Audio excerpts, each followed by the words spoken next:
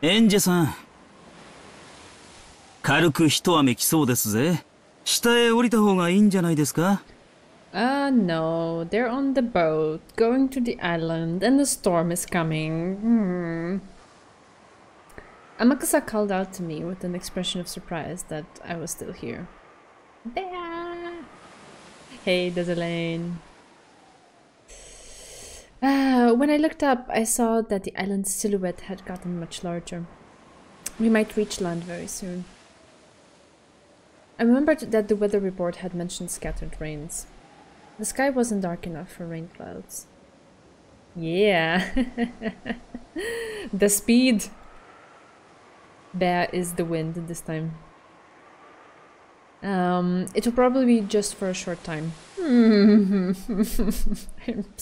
Excuse me for not believing it.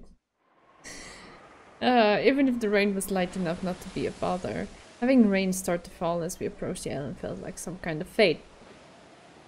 You think? It was probably raining on October 4th, 1986 as well. I was approaching the Rokkenjima of that day, and not just in distance. I went back down with Amakusa. Amakusa was carrying what looked like quite a large and heavy golf bag. It was something Amakusa had brought back from God knows where after we split up for a day. I wasn't going to inquire as to its contents, but it's hard to imagine that they're anything peaceful. 中身はあえて聞かないけど、重そうね。どうしてこいつらは重くてかなわないのか。フランス人の教官が面白いことを教えてくれました。何でもこいつらは重くあるべきだそうなんです。何しろ人の命は地球より重いんですから。こいつらはもっと重くて叱るべきなんだとか。Because they take lives? Is that what you're saying? Kevin! Hi, my dear, how are you? Hey, Tostaters. 使う機会がないといいわね。ないといいですな。Surviving? Aww.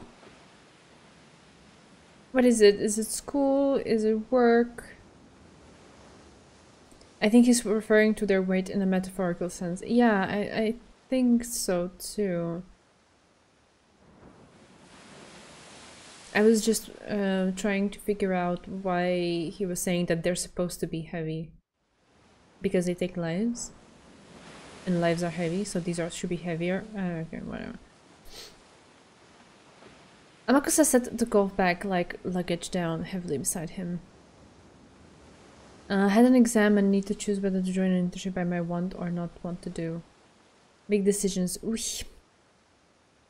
Just do your best to weigh the pros and the cons, and for as far as you can see, decide on the thing that resonates best with you. I believe in you. You got this. Okay, it's probably a metaphor. Alright. How am I? I'm alright. I feel absolved and freed from the clutches of taking a bit of an exam myself. I did it this morning. It's done. I don't need to do it again for a year, so I'm free. Definitely not an exam as big as yours, but yeah.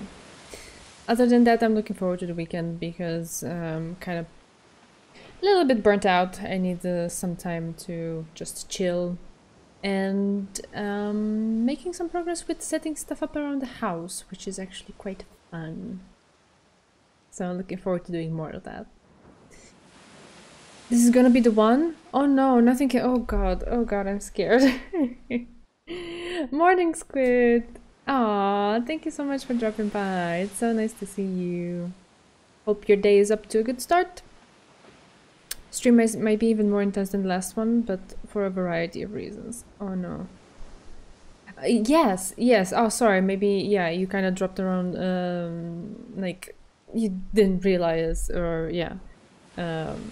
You were coming around the stream in between here and there and didn't catch when I said it, but yes, I did move.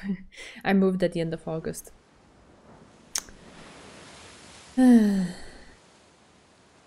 Right. So he set the cult-back like luggage down heavily beside him.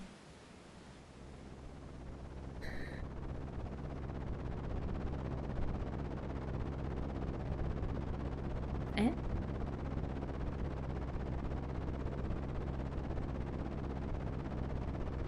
We're back to the airplane? Okay. Two propeller aircraft touched down on the runway. With the weather in these conditions, it could not have been a pleasant flight. Everything after this flight had been suspended due to the weather.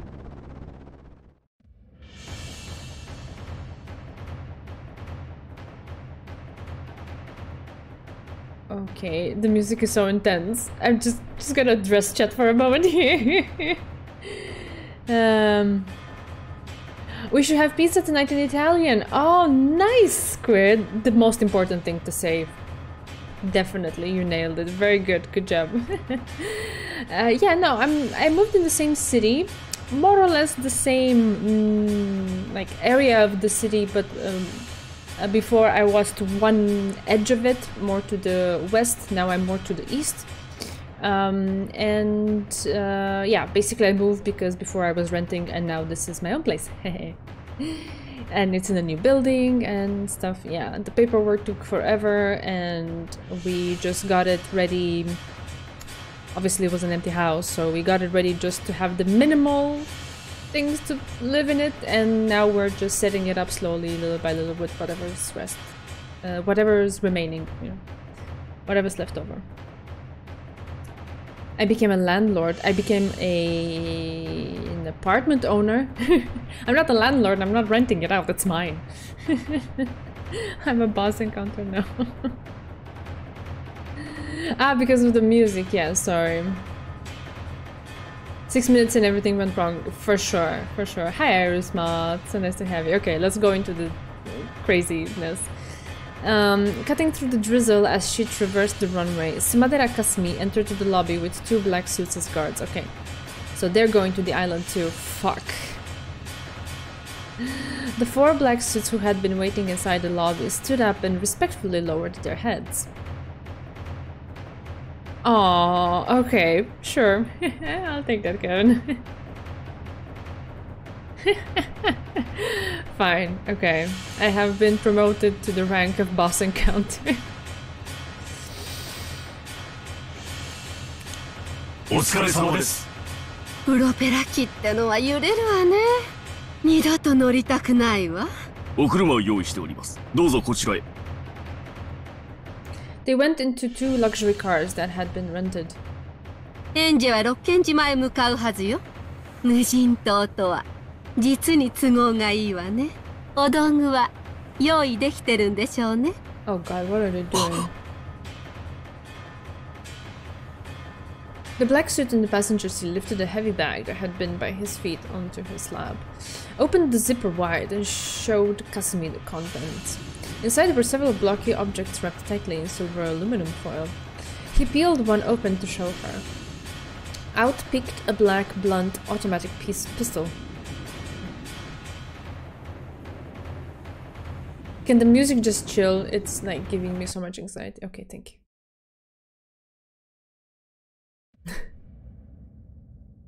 And now we're back in time. And we're back with Kinzo? Or it's something about Kinzo? Oh my god. It was already approaching 10 at night. The typhoon had already engulfed Rokkenjima. The music going like, look, a gun, there's a gun! Now this is gonna be the one, okay. Alright. Color me intrigued.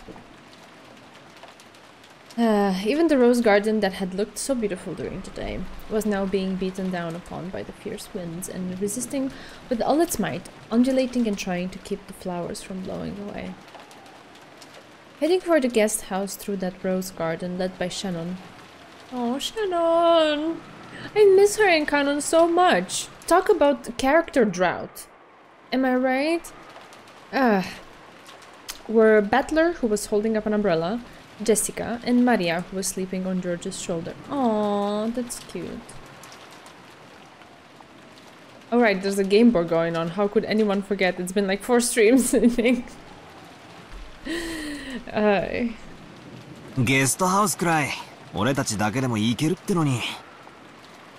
Oh yeah, he was... Yeah, I had completely forgotten about that. He did declare that, didn't he?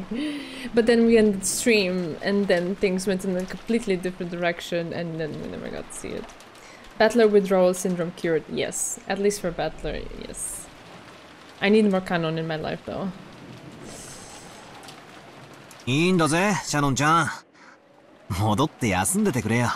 いいえ、お送りするのも仕事ですので。親族会議中はうちのお母さんとか源氏さんもピリピリしてるからな。ピリピリ。下手に私たちが気を利かせるとシャノンがサボってると勘違いされちゃう。そうだね。素直にお世話になった方がむしろ迷惑をかけないだろうね。ありがとう、シャノン。いいえ、確かにお嬢様のおっしゃられます通り、今日のお屋敷はピリピリしています。Battler said in blue that Kinzo has been dead from the start, so of course it was immediately followed by a scene where Kinzo is alive and healthy. Of course! Of course. だから、私も皆さんとご一緒して、外の空気が吸えるので、ちょっと肩が楽です。親族会議。わざわざ俺たち子供を追い出すくらいだから、相当タチの悪い話をするんだろうぜ。だろうね。I'm just waiting for my Natsuki withdrawal to be cured. Okay. That's true. We haven't seen much of her lately. 僕たちはきっと何の力にもなれない。せめて邪魔をしないようにするのが一番の協力だと思うよ。どうせまた金って話だろうぜ。普段散々金持ちだと吹聴してるくせに、いざとなったらもったいぶりやがる。パーッと気前よくみんなで山分けすりゃいいのによ。そりゃあ豪快な話だぜ。俺にも分け前がもらえりゃいいのによ。もし俺にももらえたら、そん時はシャノンちゃんにも分けてやるからな。どうもありがとうございます。お気持ちだけで嬉しいです。シャノンは欲がないね。年頃の女の子なら買いたいものがいっぱいあるだろうに。そうですね。でも私、欲しいものの中にお金で買えるものがありませんので。ひゅー、無欲だな。俺なんか欲しいもん全部並べたら金がいくらあっても足りねえぜ。I mean, at least he's honest. お金で買えるものにはだぜ。シャノンの言う金で買えない欲しいものって何かな。ジョージ兄さんは心当たりある？さあ、シャノンじゃないとわからないね。私にもわかりません。George and Shannon looked down with their faces red. Battler had also heard the details, so he knew that Jessica was teasing them. What Jessica was teasing them about. Kinzo Ryukishi's take on the hikikomori problem. Okay. ジョージの兄貴は俺にとっても尊敬できるお人だ。シャノンちゃんは本当にいい人と巡り会えたと思うぜ。だな。私もジョージ兄さんなら安心してシャノンを任せられるぜ。からかうのはよしてくれよ。僕たちにとっては真面目な問題なんだ。それよりジェシカちゃんの方だってどうなんだい？カノン君と少しは仲良くなれたのかい？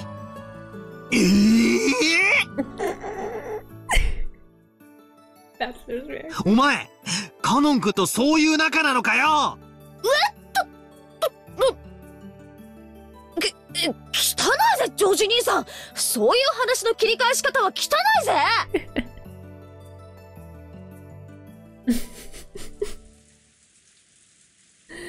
As they had an animated discussion with ups and downs. The four kids headed for the guest house. Man, I can't read tonight. Okay. The annual family conference was extremely important to the Ushiromiya family, and this year in particular seemed like it was going to be especially so. Apparently, the family head Kinzo was personally going to be making a very serious announcement, and everyone other than the adults had been strictly ordered to leave the mansion. They spoiled episode 2 to Battler. I mean, it's about time he caught up, too. Battler hadn't attended the family conference in 6 years, so he hadn't really noticed. But according to Jessica, there seemed to be a very tense atmosphere tonight, completely different from a normal year. Common sense made it clear that Kinzo, whose remaining life was short, was going to make some big announcement about the succession of the head and the distribution of his fortune. しかし驚いたな。まさか本当にじい様が登場するとは。なるほど。これが魔女の反撃というわけね。I haven't heard this one in a while. 金蔵というジョーカーはもう少し伏せていたかったところだが、そろそろ切るのが頃合いであろう。Kinzo's a joker. 切り札は切るためにある。くそ。じい様は最初から死んでて、その代わりに謎の18人目が紛れ込んでるっていう俺の推理は、ここに来ていきなりバッサリってわけか。Remember the brown tube trial, Battler. Like, don't drop the gun just yet. Just let's watch for now. Let's see what she does with it. いつかはそなたが金蔵を疑いに来ることは読めておったわ。さあさあ、これでそなたの推理は再びゼロに戻ったぞ。金蔵は最初から死んでいて、その代わりにわらわが18人目として紛れ込んでいたという推理はこれでパーだ。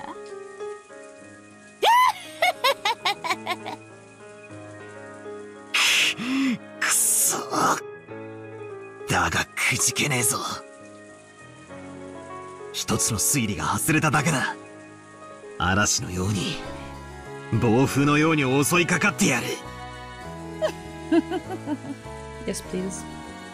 Brown tube trial will never fail us.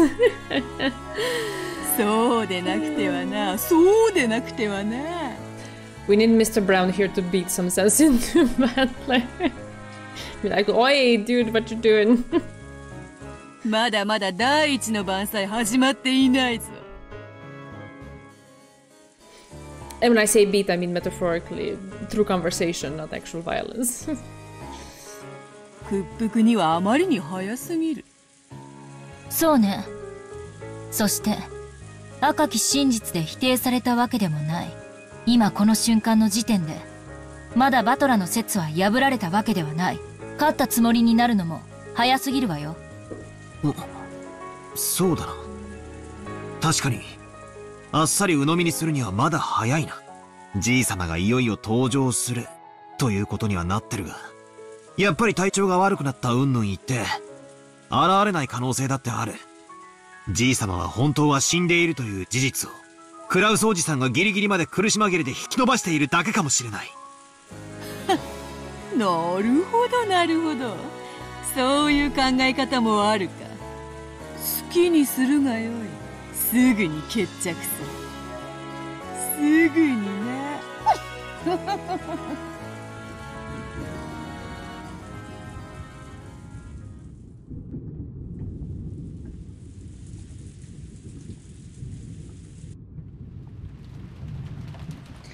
All of the relatives and Nanjo could be seen in the dining hall.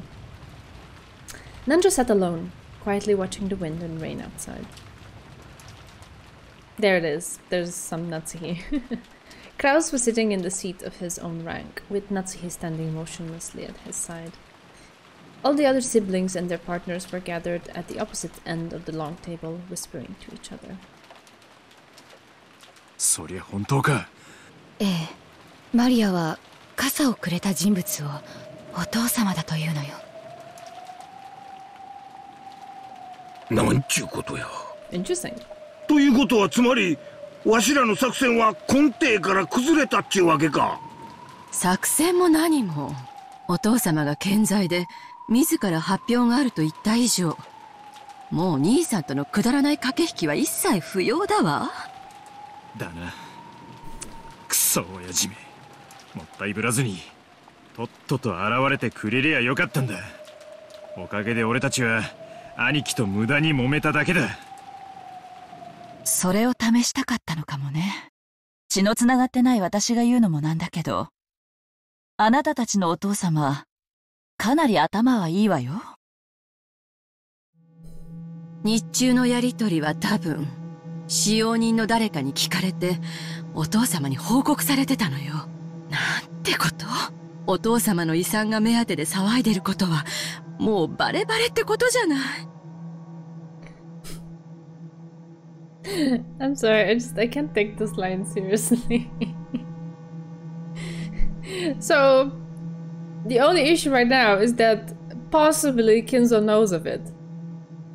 There's no issue with you doing it, or the way you went about it, or how you were pushing Kraus into a corner and accusing him of more or less, like, in a way, killing his own father and hiding the fact. Like, in other words, you're not upset about what you did, you're just upset that you kinda got caught. Yeah, it's funny. Eva held her head, uncharacteristically dejected.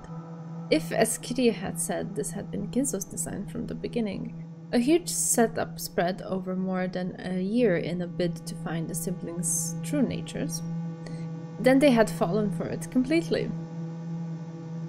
Certified Eva moment. Yes. まだ決まったわけやない。い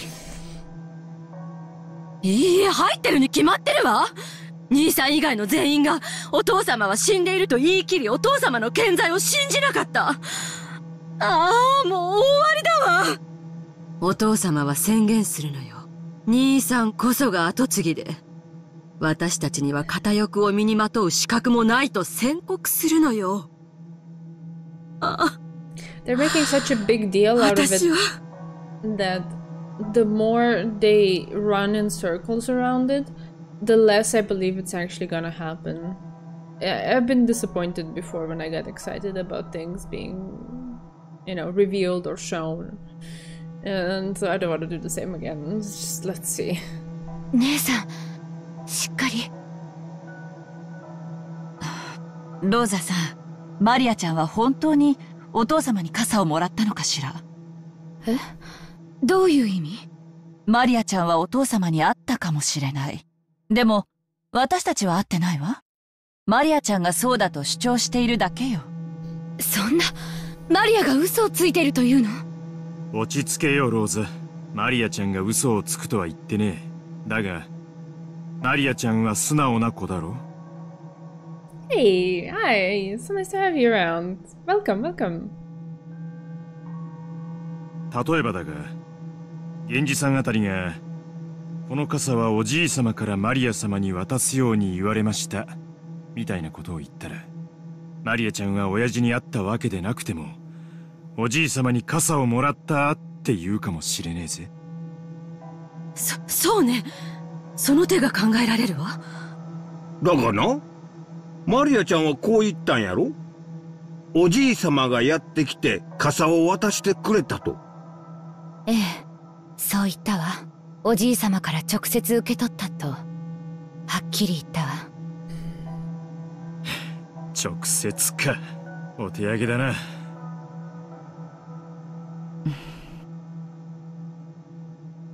下手な考え、休むに似たりとはよく言ったものだわ。ちょっと考えてみたら、傘がどうこうなんてどうでもいい問題だわ。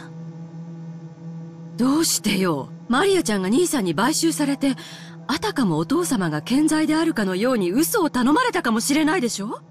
傘が確かにお父様から渡されたなんて証拠、どこにもありはしない。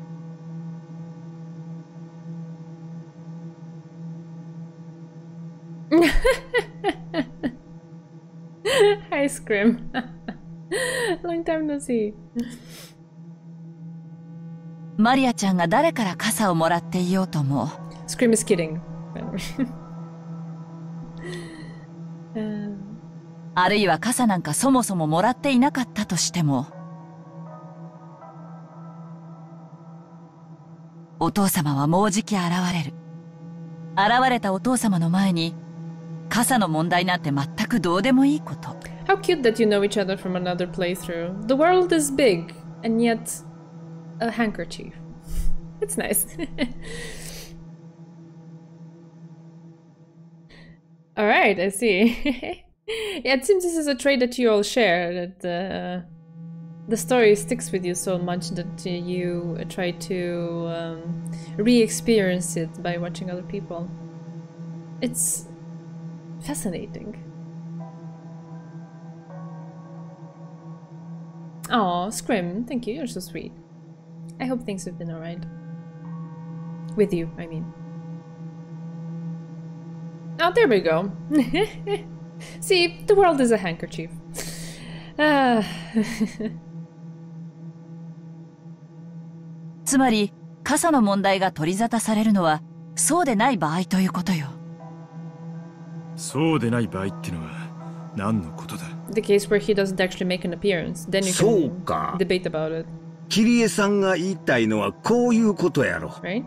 お父さん、もうすぐ出会ってくることになっとるが、また難癖をつけて、結局、現れん可能性がまだ残ってるっちゅうことやろ。そうか。そうよね。私たちの追求に、兄さんが苦し紛れの時間稼ぎでお父様が現れると出任せを言ったのかもしれない。やっぱりお父様はすでに亡くなっていて、兄さんは今なお、まだ健在であると嘘をつき続けている。つまり、お父様が現れれば、すべての策は通用しない。考える必要もない。私たちは訴状の魚。運を天に任せて、お父様との直接交渉に臨むしかないわ。それこそ、土下座とげんこつを覚悟して、お金を無心するしかない。でも逆に、お父様が現れなければ、私たちの当初の作戦は何も揺るがない。なるほど。つまり、どっちに転ぼうとも、今更あたふたする必要は何もないってことね。そういうこと。Well, yeah, that is very true. Just see how this goes, and then you take it from there. I gotta admit though, it's entertaining to a certain extent to watch them go in circles like this.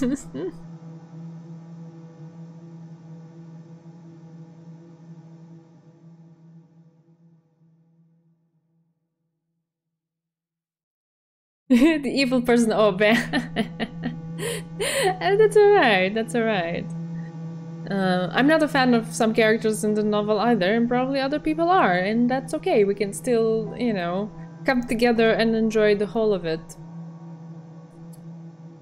Oh, that's all. Oh, you're so kind. You're always so kind. Wait, what is that? I missed something. Oh, you got the full manga from Science. Oh, that's nice.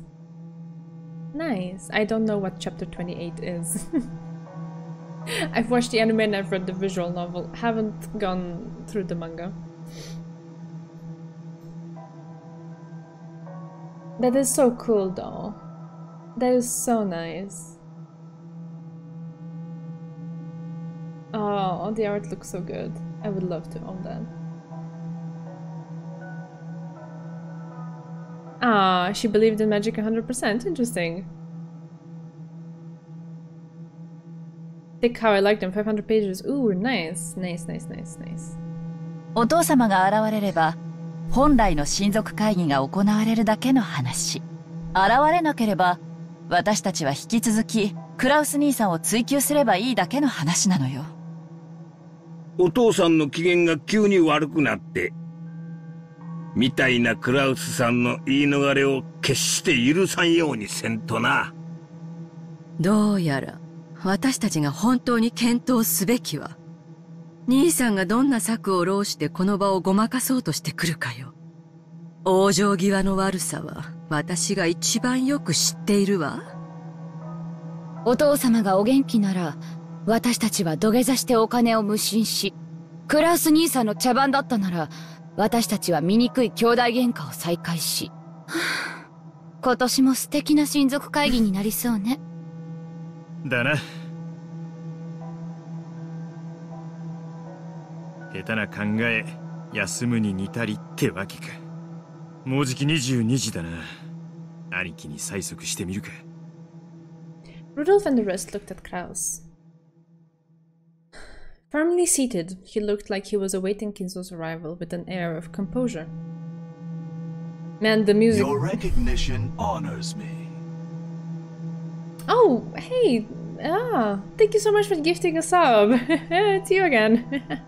Thank you.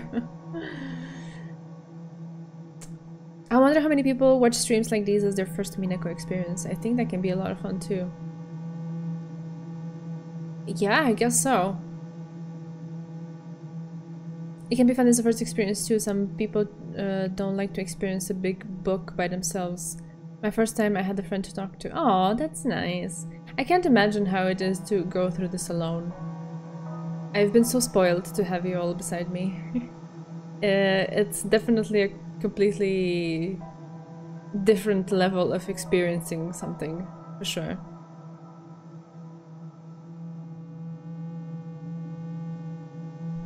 Something is lost if you don't read it through on your own. Yeah, like Dizzle said, it might depend. It might depend. So for some people it might be like overwhelming, so kind of sharing that experience with someone else makes it more digestible. Could be. Depends.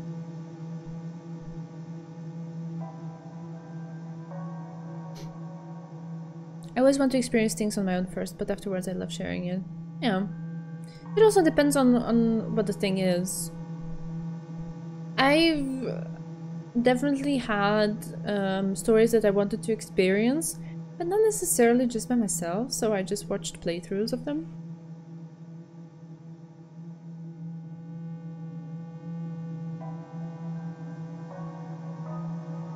Yeah, it's hard to generalize, because Umineko is such a very specific kind of experience too. So yeah, it's just, in the end, drawing the line is whatever floats your boat, you know, whatever people are comfortable with. Right, they couldn't tell whether that really was composure or whether he was scheming about how to tie together his lie. あなた。落ち着きなさい。もう今さらジタバタしても始まらん。源氏さんに任せよう。もうじき10時ですね。That was the time that had been set for tonight's family conference to open. And in addition, it was also the time that the Ushiromiya family had needed to appear. Right then, they heard the sound of footsteps approaching from the hall. There were multiple sets. My heart is beating in my throat! Natsuki jerked her head up with a start. But there came the sound of a knock, and her expression filled with disappointment. Because Kinzo probably wouldn't have knocked. 失礼いたします。戸締まりの見回りが終わりました。It was Goda and Kumasawa. Unlike the physically fit Goda, it was rare for Kumasawa with her old body to still be tasked with work this late. Of course, Kraus also seemed to know that. ご苦労だった。こんな時間まで申し訳ないね、熊沢さん。いいえ、こう見えてもまだまだ夜更かしは得意でございますので。I did questions arcs while talking to a friend, but I overtook them on answer arcs and had no one to talk to, and I honestly think it was for the best. Yeah, like you decide what's the best approach for yourself, because you know what better lends to your style. So your first experience with Umineko was someone else's playthrough, Bea? Did you also go and read it on your own, or did you just go through playthroughs?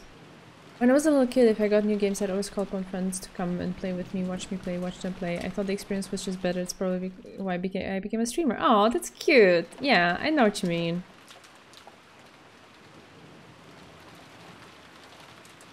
My first time, my friend was asking me to read Umineko a lot when I was releasing. After 5 years, I conceded because I had read and loved Rewrite, and Rikishi had written some part of it. Ah, I see. That's why you recommended it. Ah, I getcha. It's kind of like you're coming from the opposite direction. Interesting. Okay.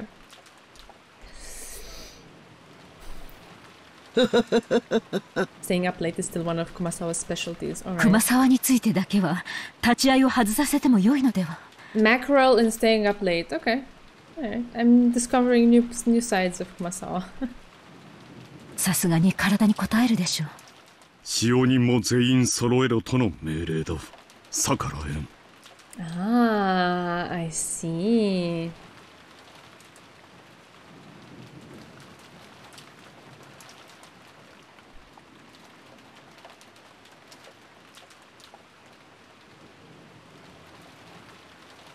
Tonight's family conference was clearly different from a normal one. On a normal year, no one was able to attend a family conference except relatives. It would have been inconceivable for any servants to be present. But this year was different. They had been told to have all of the servants in attendance for the family conference. Of course, they would not be allowed to speak. They were there as observers. Just what in the world was going to happen that needed 5 servants to observe? Even Kraus didn't know. 徹夜はこう見えても強いんですよ。旦那様もサバをもりもり食べれば夜ももっとたくましくなれますよ。Of course, I had to mention the mackerel. Because why not? なるほど。まだまだお元気でおられる。100歳になっても元気でお勤めに違いない。奥様、勝手ながら軽食の準備をさせていただきました。いつでも配膳できますので、ご指示を頂戴できればと思います。with the snacks. All right, I see. ありがとう。やはりあなたは気が利きますね。I think I had misunderstood you at some point though, because I had this impression that you first read it and then you went through about a dozen playthroughs or something. But it was probably me misunderstanding. 他の皆さんにコーヒーのおかわりを勧めてください。かしこまりました。After bowing slightly, Goda took the pot towards the relatives gathered at the other end of the table. As he did, more footsteps approached from the hallway. A single set. They were light. Even before the knock, they could imagine who it was. 失礼いたします。お子様方をゲストハウスへお送りいたしました。ご苦労でした。今夜は特別な晩です。緊張感を欠かさないように。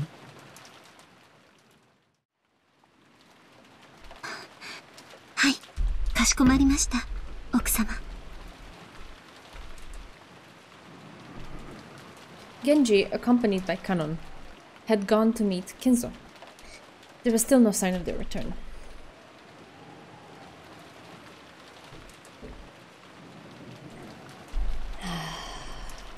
The hands of the clock were creeping past 10.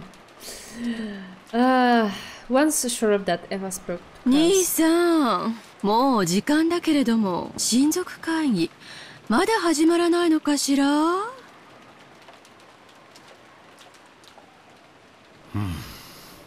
主賓の到着が遅れている。しばらく待ちたまえ。It's like going to a museum, hearing the tour guide in different languages and adapt the tour guide's opinion and theorize on that opposed to making your own thoughts. Interesting though a lot. I think you can make your own thoughts even if you watch someone else play. I don't necessarily see why you couldn't. The one thing that is not in your control is the pace at which that person is going. And if you prefer to be in control and pause where you need or go back where you need and so on, sure, that's gonna be a bit in your way. But otherwise, I don't necessarily see why that would be absolutely impossible.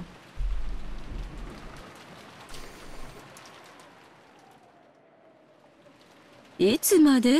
悪いけど、時間を切ってもらうわよ。お父様がなかなか来ないなんてのを延々と続けて、夜明けまで待たされたらたまらないわ。That's fair. That's fair. I would do the same. 親父殿のお越しになる時間を私が約束などできるものか。何を焦っているのだね。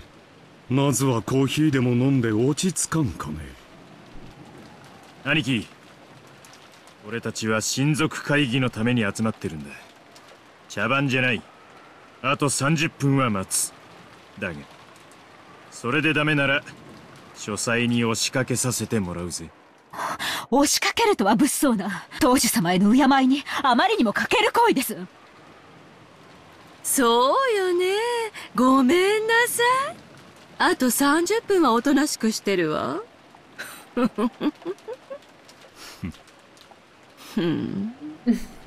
30分後にも同じ笑いが浮かべられるか楽しみだわ。親父殿が死んでいると。それを今さら議論する気はないわ。お父様がここにやってくればいいだけの話。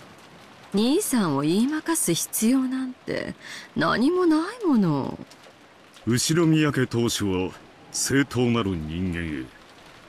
お前が何の策を弄したところで何も抗えんよ。もちろん私もな。何をわけのわかんないことを。今まで散々自分こそが次期当主だと威張ってきたくせに。お前の言葉をそのまま返そう。それを今さら議論する気はないね。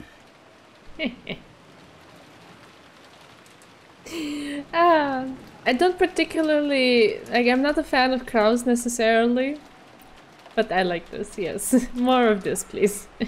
親父殿がやってきて、自らの口でそれを宣言すればいいだけの話。Oh, man. The author sure is milking this moment. お前を言いまかす必要などどこにもない。Extending. だったかな。Klaus casually turned Eva's words back on her. Of course, that poured fuel on Eva's anger. But it didn't ignite. Because in that instant, the sound of a very loud knock rang out. Whoosh.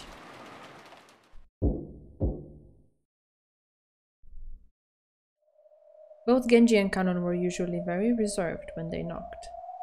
They wouldn't hit the door with such a violent strength. It was like a judge's gavel slamming down in a call to order. So everyone fell quiet. The door opened slightly and Genji showed himself. Then he spoke with a solemn tone different from his usual one. It wasn't the tone he used when carrying out his duties. It was the tone he used when speaking for Kinzo himself. So just by hearing Genji speak like that, the siblings were struck with a sudden tension. 皆様、ご着席を。At those words, the dining hall fell into complete silence and everyone rushed back to their designated seats. They were like students who had been making a lot of noise just before homeroom, hurriedly returning to their seats when the teacher came. It might even have felt humorous. But there was no way anyone would joke about it.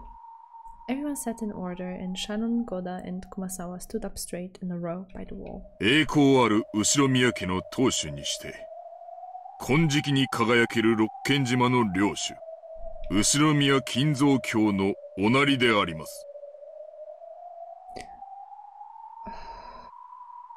Man, you can cut the tension with a knife.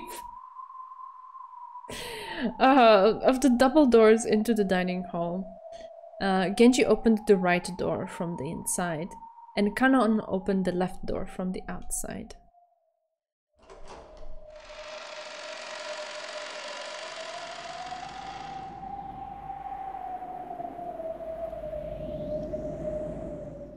Kanon! And there he is. Scorpion guts, yes. Daddy is here. I'm happy for Kanon. I don't know what you just said, Desolin, but Automod is getting a bit activated.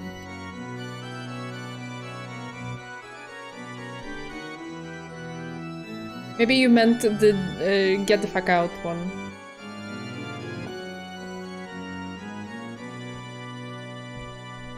Yeah, Automod. It's fine. There you are.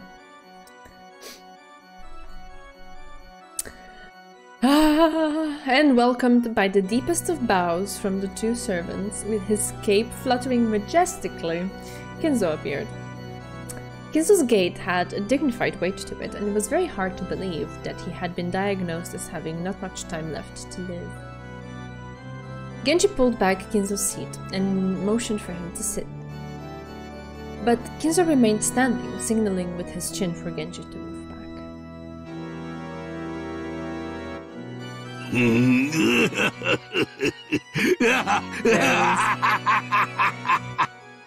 Yokoso, Shokun. 六軒島へ何を怯えた顔をしておるのか、エヴァ。いえ、そんな怯えてるなんて。お父様が大変お元気そうなのでほっとしただけで。おおエヴァ、お前は相変わらず面白いな。クラウスとの賭けに負けて悔しいと素直に言えばよいのに言えないよな。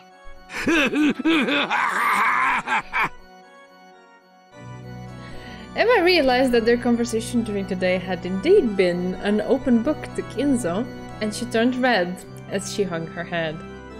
さてと、我が息子たち娘たち、そしてその伴侶の諸君、お前たちの就寝している我が財産と当主の継承について、今宵は重要な発表をしようと思う。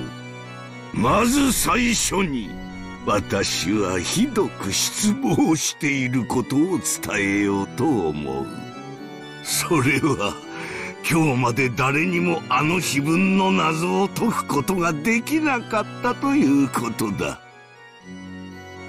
Even though Kinzo said he was disappointed, a condescending smile, as though there was no way the likes of them could have solved it, rose to his face as he cast an eye over each and every one of them. 私はあれを解けた者に全てを譲り渡すつもりでいた。しかし今日までに誰も解くことができず、我が全ては誰にも継承されることなく、ここに至っているわけだ。情けない。お前たちの中にそれを受け継ぐ資格を持つ人間が現れなかったことが、私は心底残念であり、そして情けなくざまあないと思っている。This facial expression of his is the one I find the creepiest because there's no light in his eyes. I've commented on it before. It's so unsettling. Most sane of the Ushiromiya, yeah. Sure. The siblings hung their heads in silence. Of course, they would have solved it if they could. They had blown their chance, and none of them could deny that. But even so, it was just so hard to riddle. よって、私は碑文の謎にて、我が継承者を選ぶことを、ここに中止することを宣言する。So this time is completely off the table. つまりはタイムオーバー、ゲームオーバーというわけだ。残念だったな、お前たち。お前たちには等しく公平にチャンスがあったはずなのに、それが今ここについえた。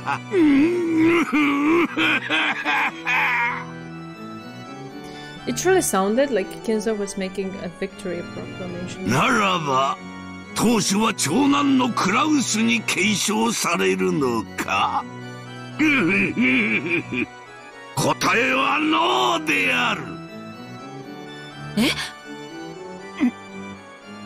わかっているよな、クラウス。お前には確かに次期当主という肩書きを与えた。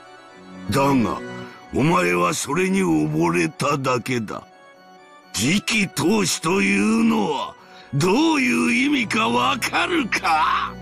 お父さんの後を継ぐという意味です。違う！次期当主というのは当主が約束されたものではない。いいかクラウス、二度と教えないからよく聞けよ。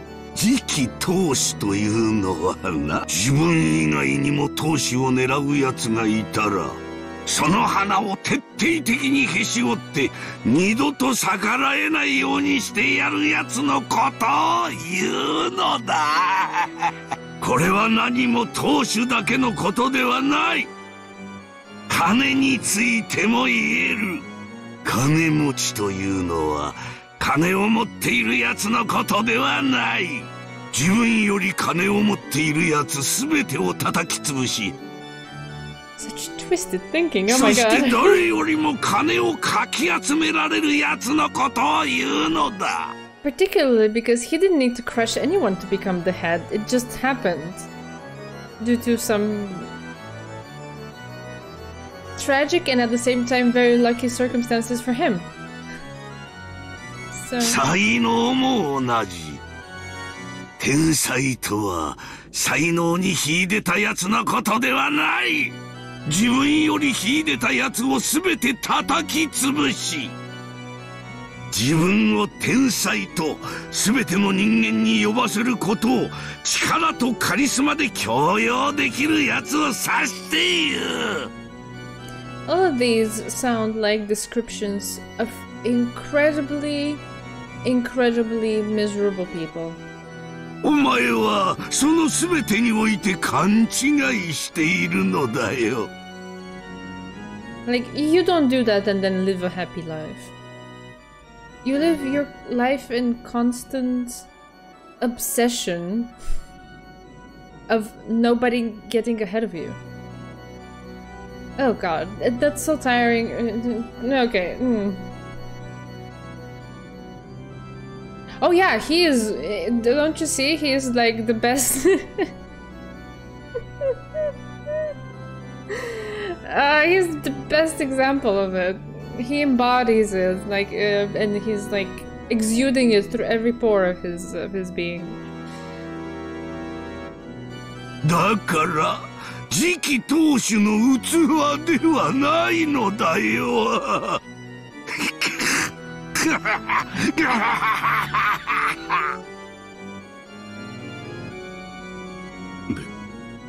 勉強になります。 Perhaps that was precisely Kinzo's philosophy. Though it could also be taken for a rant, it was as a result of faithfully carrying out that philosophy of his that Kinzo had raised the Shiromiya family to such prosperous heights. It may be hard to imagine after his immersion in the occult in recent years, but it was that brutal aggressiveness that was Shiromiya Kinzo's charisma and aura. このような不甲斐ないクラウスに後ろ宮家のすべてを継承する資格などない。I don't know, Small Blue Gem. I hear you in the sense of like, maybe there are circumstances in life where you just have to roll up your sleeves and just be number one in whatever thing. I just don't know how I could possibly live that, so I don't align with the philosophy. Nothing should be taken for granted. Oh no, for sure. For sure, you should still work hard for the things that you want to have. No one's gonna come and hand them over to you. But he takes it to a degree where it's just constant obsession and paranoia. Which I cannot subscribe to. That's all. It's too far for me. It's crossing a certain line that I don't have really the words or the eloquence to perfectly define, but he's definitely past it for me. ならば、エヴァ、ルドルフ、ローザの3人にはあるのか？これもノーである。It's not enough that I should succeed, others should fail. 非分の謎を解けず、さりとてクラウスを引きずり下ろす策も浪せず。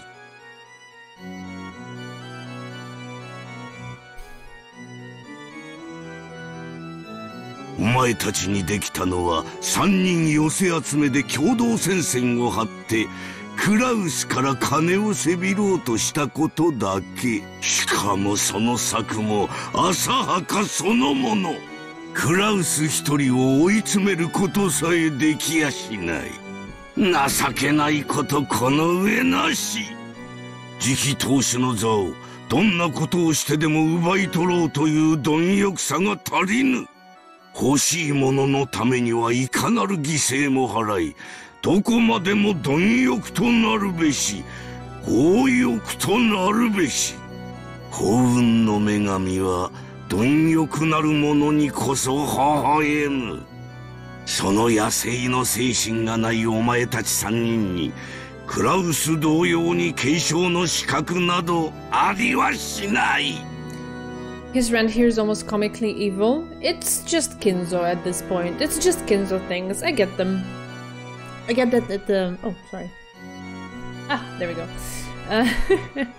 I get that this is how he sees things. I get that it's also rooted in his own experience, but also infused a little bit, just a little bit, with the craziness, madness, and all the good stuff that came from the combination of old age and his occult obsessions. I can see all of those layers and things, and I can take it for just, this is just Kinzo. Kinzo moments are always fun. Yeah, you just take him like that. Kinzo speaking about weak mindset is such a ninja moment. It brings tears to my eyes. It's just a game with such a weak mindset. Soon Kumasawa gets the head. I was actually thinking the moment he was like, you wanna know what is gonna happen? I was thinking in my head, he's gonna like take it away from all of them. But I don't know exactly what to guess in terms of what he's gonna do with it, because my next idea was like, well, he'll probably give it to the servants, but like his most faithful ones are also old, so Goda will get the headship and make Rokkenjima into a restaurant island. And the restaurant island is gonna have a bar where they make those little cocktails with umbrellas in them, so that Zeku can be happy as well. And then happy end, roll the curtains, we're done. Use the Shiromiya inheritance to create a macro farming industry.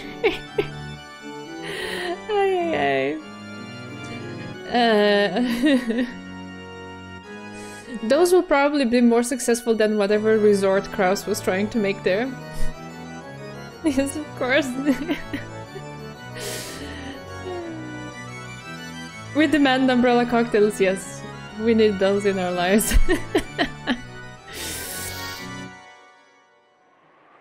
Eva and the rest had no words to respond with, and they couldn't figure out what it was that Kinzo was about to say. Was Kinzo actually planning to proclaim that no one would succeed the head? If so, that would work to Eva, Rosa, and Rudolph's advantage, because the only thing that the siblings would ultimately need to do is coordinate everything between them after Kinzo's death and split the inheritance evenly. But what if it's not going to you at all? Our thirst is unquenchable. Yeah. On the contrary, if a specific person's name was raised and proclaimed to be the one to succeed the head, that would surely be more troublesome. But would Kinzo really say something that would benefit any of the 4 siblings after lambasting them so much? There we go. まさか誰にも引き継がないからと。 Or is he gonna proclaim that it's just gonna go into the ether to an unknown entity called Beatrice? I'm waiting for him to say the name. 財産をすべて慈善団体にでも寄付するとか言い出すつもりじゃないでしょうね。お父様ならやりかねないという恐怖はあるわ。頭に血が上ってるだけさ。しばらくは聞き流すしかねえ。ではお父さん、次期当主についてはどういうお考えをお持ちですか？お前たちに完全に失望した以上、私は誰に引き継ぐ気も失った。よって後ろ宮家はこれで終わる。私の代で終わりだ。 And hence everyone was brutally murdered. Roll credits, we figured it out. そういうわけには。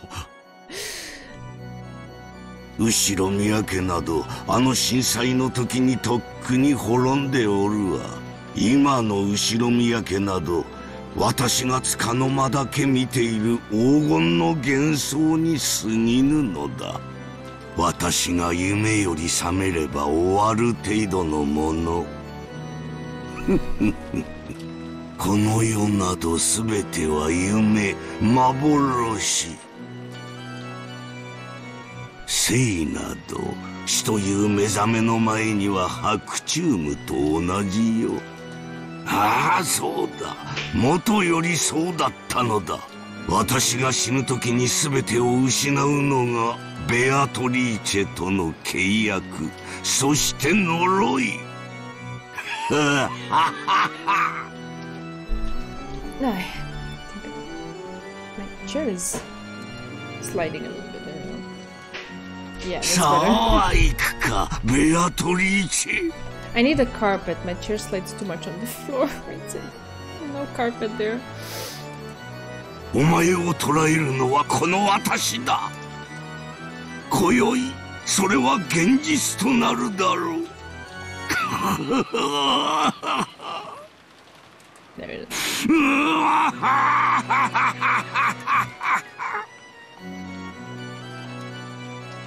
For a while, Kinzo was overcome with cackling, and his eyes bulged. No, just Kinzo things. Whenever he talked about Beatrice, he was always eloquent and filled with obsession. お前たちのような愚かなる息子たちなどまさに白チューム。初めからいなかったも同然よ。消えろ、覚めろ。真実の私のまどろみと共に消え去ってしまえ。私を継承するに値する何者も築き上げてこなかった出来損ないどもめ。金蔵さん、よろしいかな。何か我が友よ。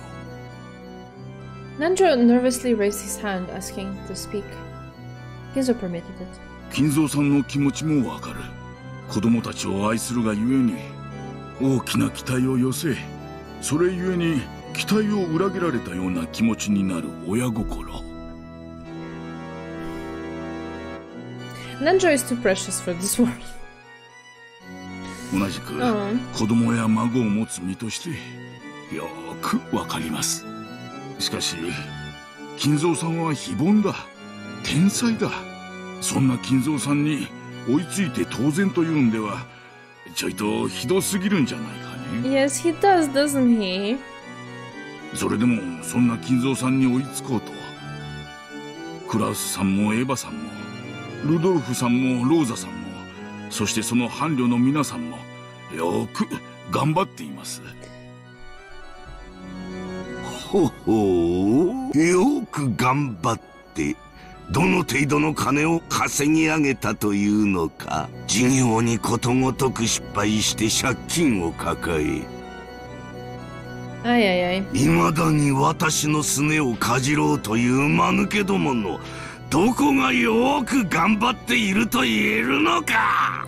Isn't it interesting though that Nanjo, who knows Kinzo very well, tries to appeal to him in this way?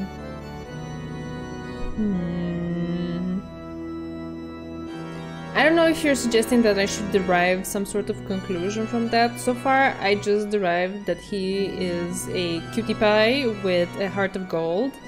And I resonate with him on the wavelength of trying to see things from the perspective of everyone that is involved in the situation and trying to appeal to all parties to kind of understand each other. I'm kind of like that too. I get it. But he also has a very long-standing friendship with Kinzo, and Kinzo respects his opinion.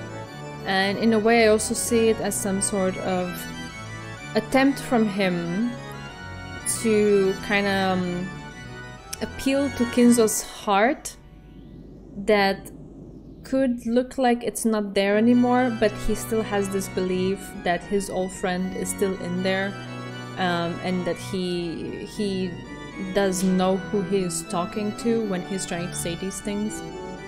But yeah.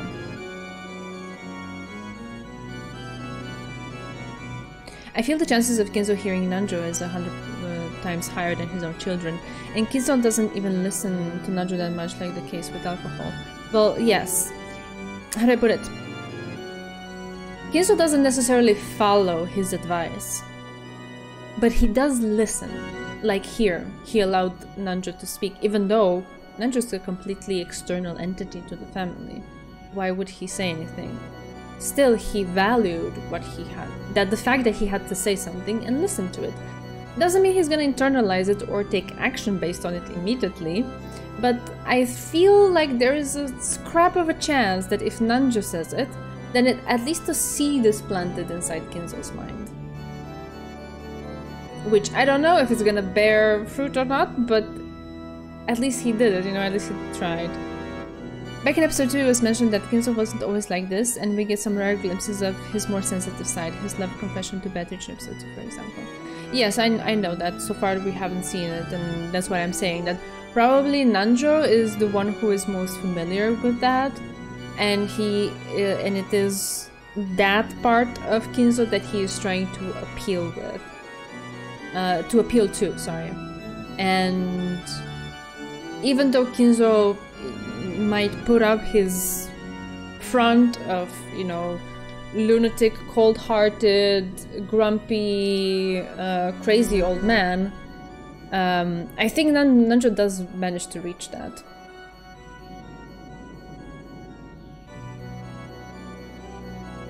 Episode 2 is everyone's favorite, okay. Episode 2 was pain but in a different sense. It was just complete madness to me. Even with all of the pain and the betrayal and everything, I think I still... and even with the Evatrice in it, I still would rank episode 3 higher than episode 2 for me. Yeah. On a reread, okay, I cannot have that kind of perspective on it. この世のすべては金として結晶しているのだ。それがつかめぬということは、この世を掴んでおらぬということ。魂がこの世をしっかり掴んでおらぬということは、生きるに値せぬということだ。So, if you don't make money, you don't deserve to live? Is that kind of like by inference what he's saying? 消えろ！我が生と現実から消え去ってしまえ！それは暴論です。その理論から言ったら、私だって生きていてはいけないことになる。そんな私でも、金蔵さんと過ごしたチェスの時間は、共に価値あるものだったと信じています。世の中、お金で買えないものもたくさんあることを、金蔵さん自身が誰よりもご存知のはずだ。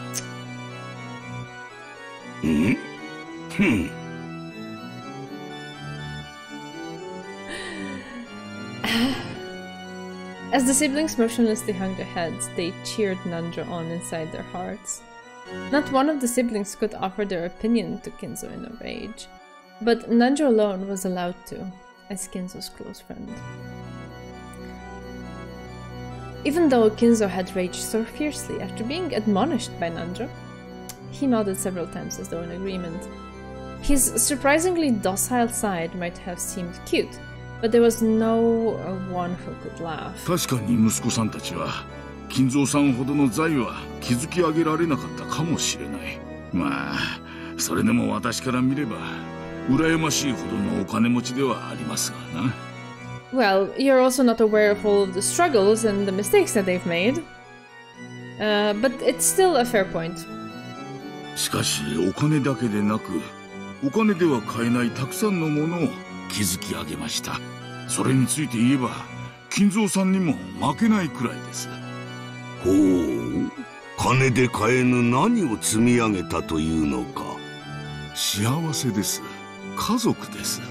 彼らは素晴らしい伴侶を見つけ、子を産み、それぞれの幸せな家庭を築かれています。あなたの一族を繁栄させ、そして孫を連れ帰ってきてくれました。孫はいいですぞ。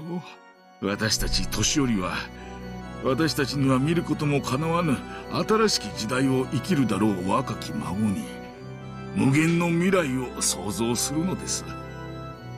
それは老境の唯一の楽しみではありませんか。思い出しなさい、金蔵さん。彼らが初めて孫を連れて帰ってくれた時の喜びを、息子さんたちは、そして孫たちは、金蔵さんの偉業を後の世まで伝え、模範としてくれることでしょう。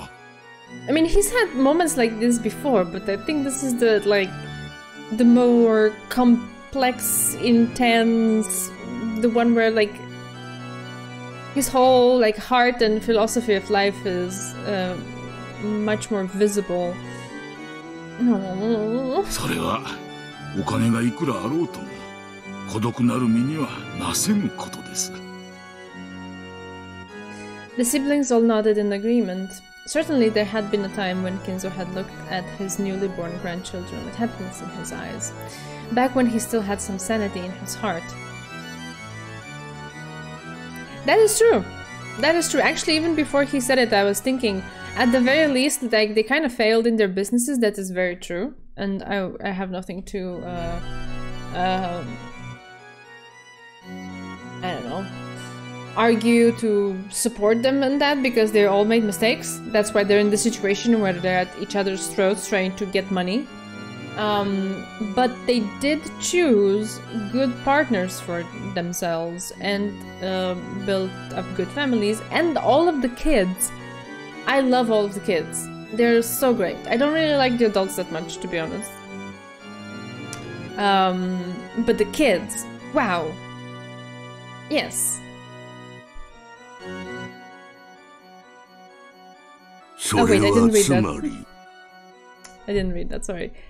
However, was there any human warmth still left inside Kinzo's heart? 私が成した巨万の富の代わりに、金を儲ける代わりに孫を儲けたと、そういうわけか。いえいえ、そういう意味では。私が稼ぎ上げた数百億という財産の代わりに、息子たちは一人ずつ孫を儲けたというわけか。Not a one-to-one exchange. それは素晴らしい。つまりは100億を投じて命を一つ生み出したと。そういうわけだ。これは面白い。錬金術的に考えて実に面白い例えではないか。Klaus, the point. Sorry, not Klaus, I meant Kinzo. Kinzo, and the point. Just... I can't.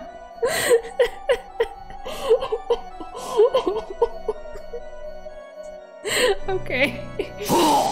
なんと価値ある孫たちなのか。素晴らしい、素晴らしい。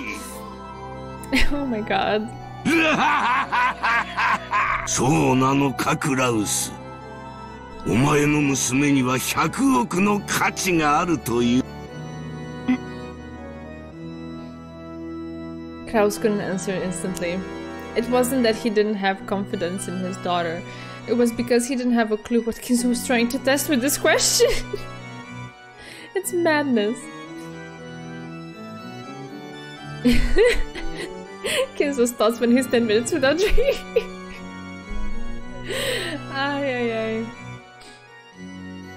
But when Natsuhi was then pressed for an answer, she responded, breaking Klaus's silence with an answer of her own interpretation. はい、ジェシカは100億のお金を積まれても手放せない娘です。その意味において、お金では数えられない価値があると信じています。Good job, Natsuhi. ほう、100億の価値があると言い切るか。Again, Kinzo, the point. Whoosh! No. Oh my god. ほうほう。エヴァはどうか。お前のところのジョージはどうだ。 Given the way Natsuki had chosen to answer, there was naturally no doubt as to what Eva's answer would be. Even though Eva should have known better than to respond to this kind of provocative question, she did so as well. お父様、ジョージには100億の、いいえ、それ以上の価値があります。それはお金で買えないという抽象的な意味ではありません。ジョージは必ずや自らの価値に等しいだけの財産を築き上げるでしょう。There's no way this answer leads to anything good. I don't know what you're doing. お父様の偉業を継ぐにふさわしい孫となるはずです。Eva sent a glance at Hideyoshi and Natsuki that said, like a fiddle. After hearing Eva's answer, Natsuki was about to add more praise for her daughter, but stopped at the glare from Kraus. Yeah, no. No, I think Natsuki's answer was more than enough. I don't think you should entertain the question more than that. ならばルドルフはどうか。お前のところのバトラはどうだというのか。This is a senseless question. We all know Battler is absolutely priceless, and no gold in the world, not even Beatrice's gold, not multiplied 10 times, can amount to the greatness that is Battler. I don't even know why we're talking about it. うちのバトラーはジョージ君に比べられちゃ言われることは何もねえ。誘拐されて身代金を100億よこせと脅されたらのしをつけて進呈したい程度のやつではある。That's bankable. Yeah, I like Battler. さらにバカで無鉄砲だ。偉そうな夢やできるわけもねえことを語り出す。その一点においてはバカ100億人分に匹敵する大バカだろうさ。だがバカもできねえ凡人どもが100億人束になってもできねえことをきっとあいつはやり出すだろうよ。ま、俺はどうせこけるだろうとは思ってる。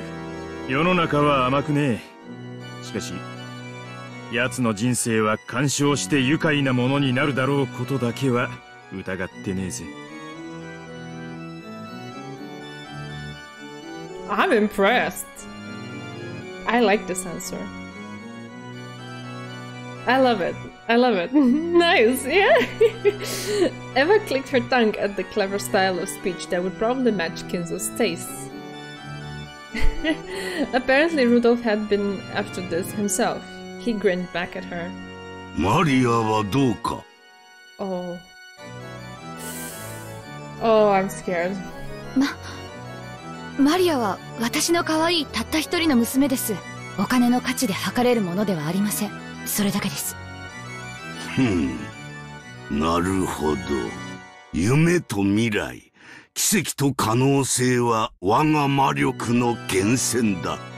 希望をなくしていかなる魔法も力を持ちはしない。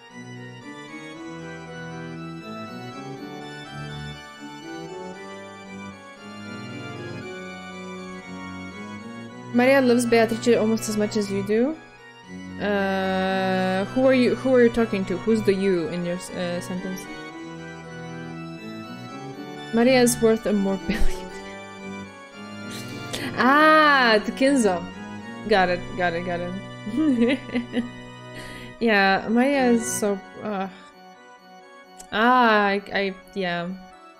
words falter in the face of describing Maria's birth.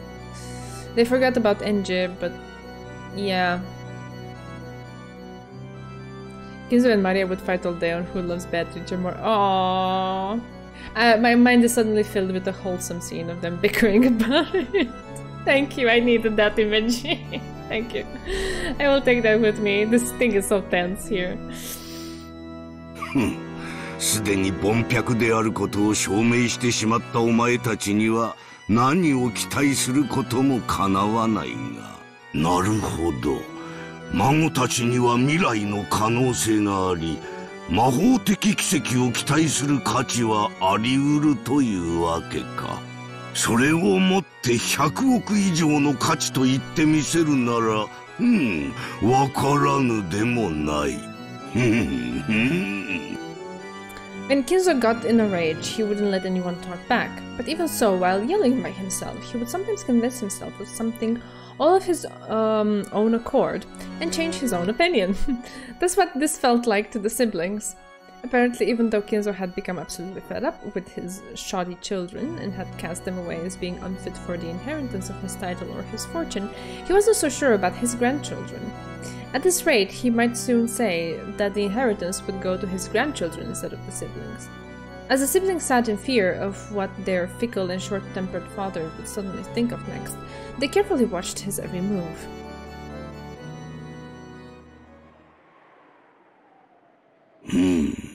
Oh no. 考えを少し改めよ。Okay. お前たちに我が全てを継承する気は全くない。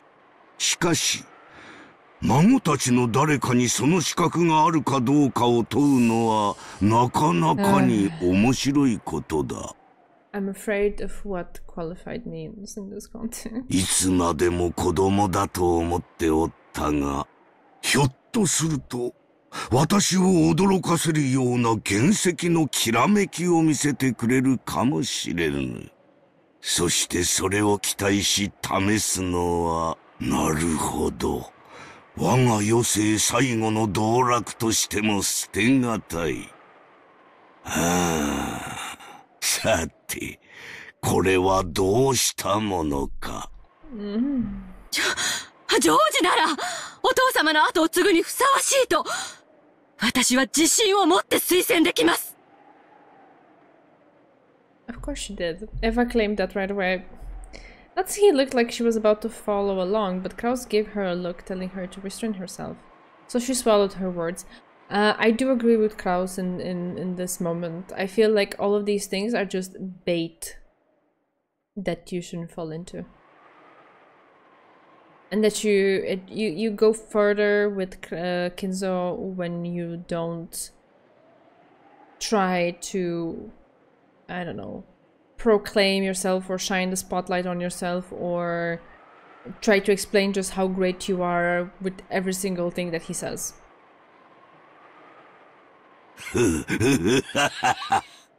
勇ましいではないか。では、こうしよう。後宮家の家督と財産のすべてを受け継ぐ資格があるかどうか、孫たちに個別に問おうではないか。お父様！しかし！それはお前たちの誰かに間接的に家督を引き継ぐという意味ではない。お前たちにはすでに失望しているのだ。お前たちに与えるものは今や何もない。何もな。私が問うのは孫たちだ。そして引き継ぐかもしれないのも孫たちだ。それを決して勘違いするな。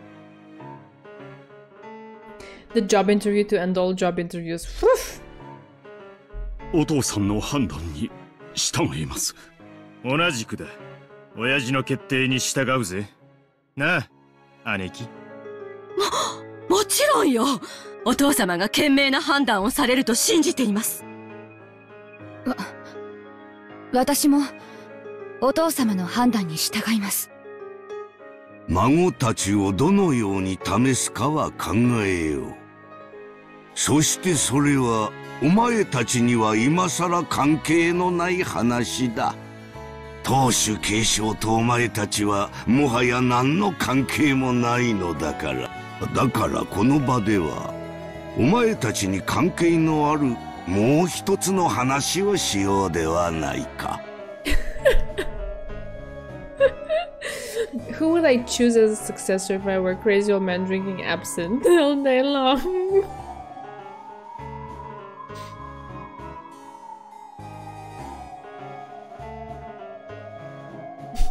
I don't know, I cannot impersonate a crazy old man drinking absinthe, but if you want to know my opinion, I would say I think this is too much to put on the shoulders of only one person.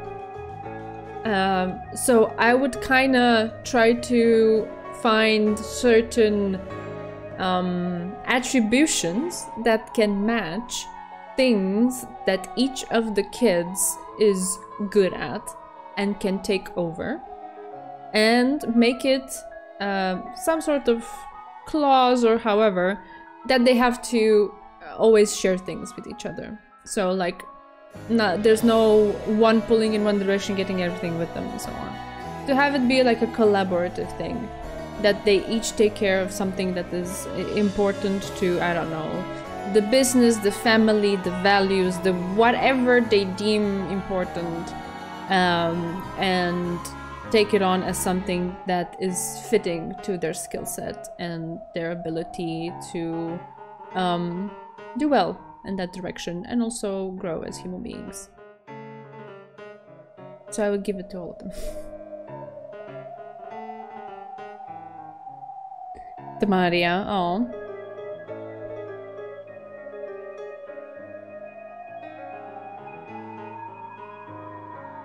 Give Nanjotricha the gold. Oh god. What would you do with the witch who gave you 10 tons of gold? I don't want the witch nor 10 tons of gold. I just want to be left alone to live my life. So it's very hard for me to impersonate the situation and, you know, suggest things. It sounds too reasonable and boring. I'd give it to Goda because he's a funny guy. Look, I didn't really like Goda in the beginning. After a few episodes, my heart has been open towards him. He's okay.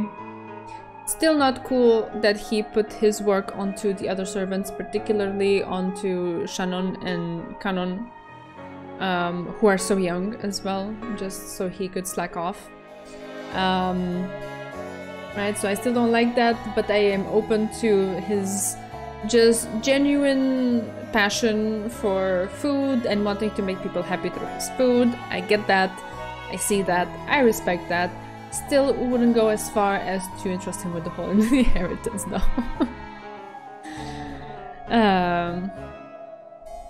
Let's see, what's the thing that has to do with them? もう一つの話と。それこそが今宵の、そして後宮家最後の親族会議の本当の理由だ。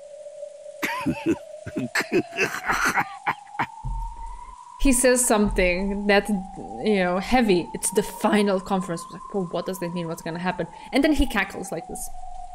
お前たちに求めるのは議論でも意見でもない。It's so hard to take this man seriously. 我が儀式に協力を求めるためだ。儀式？静かに！お父様がお話をなさっている最中よ。Eva is still sucking up to him, but I don't know if she realizes you're not gonna get anything out of it. If anything, you're just gonna get on his nerves. Rudolph and the rest automatically knitted their brows at the occult-like word ritual. Was he talking about starting a strange ritual involving Beatrice's resurrection again? He was demanding that they help? What in the world was he planning to start? In the past, he had carried out many eccentricities that he called by the same name, such as lighting a strange incense and filling the whole mansion with the stench. To the siblings, a ritual was nothing more than one of the aged Kinzo's obnoxious hobbies. お父さん、儀式とは一体？私たちに協力できることなら何でもご協力します。ねえ、ローザ？ええ。でも、一体何を？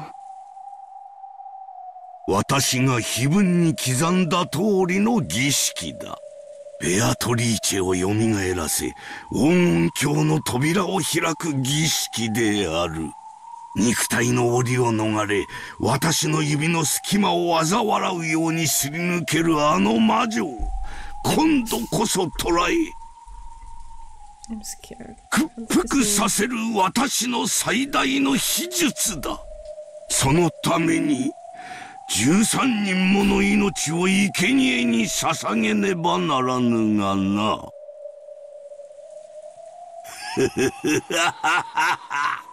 13人もの生贄は容易には集まらん。しかし今宵は親族会議。これだけの大人数が六軒島に集まった。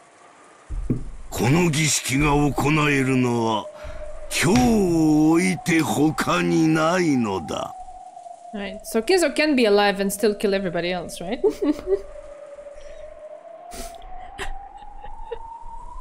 I'm so sorry, Squid. I'm sorry. That's all I can say. To be fair, it's not that difficult of a thing to encounter because it's sprinkled all over the place in the novel. You feel like you have like 5 minutes of sanity and then nope, there it is, something messed up. Okay, great.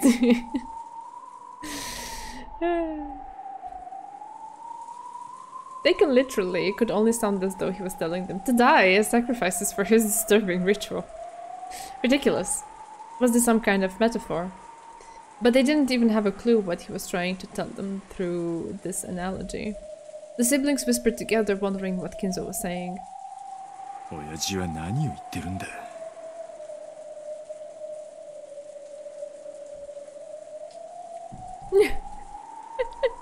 I think you're overestimating the amount of hours, because I streamed like 2.5 hours for each part, so... it's... No, wait, actually, we're actually getting close to that. Oh, fuck! We're getting close to the 100 mark. Yeah. Okay. No. No. I don't stream 4 hours, that's a little bit too much. When we even manage to hit the 3-hour mark or close to it, I'm just so destroyed. I'm told it's much chiller. Yes, so I'm looking forward to that too.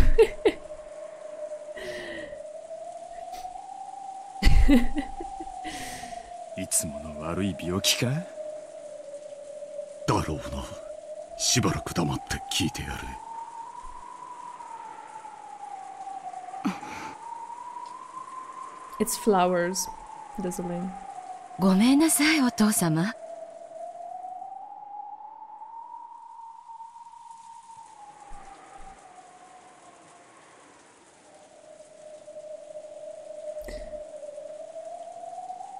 We don't know, Squid, and it's gonna be like a long time before we find out exactly what's happening.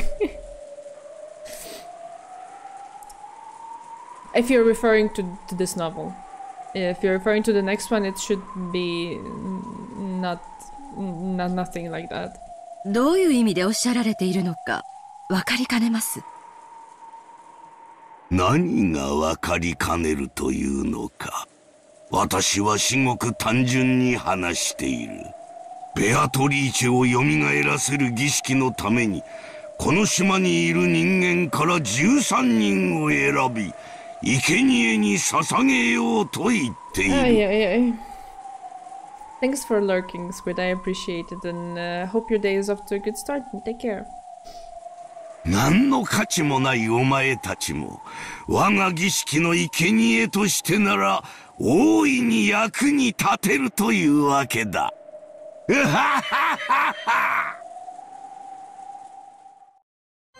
け！これは冗談でも何でもない。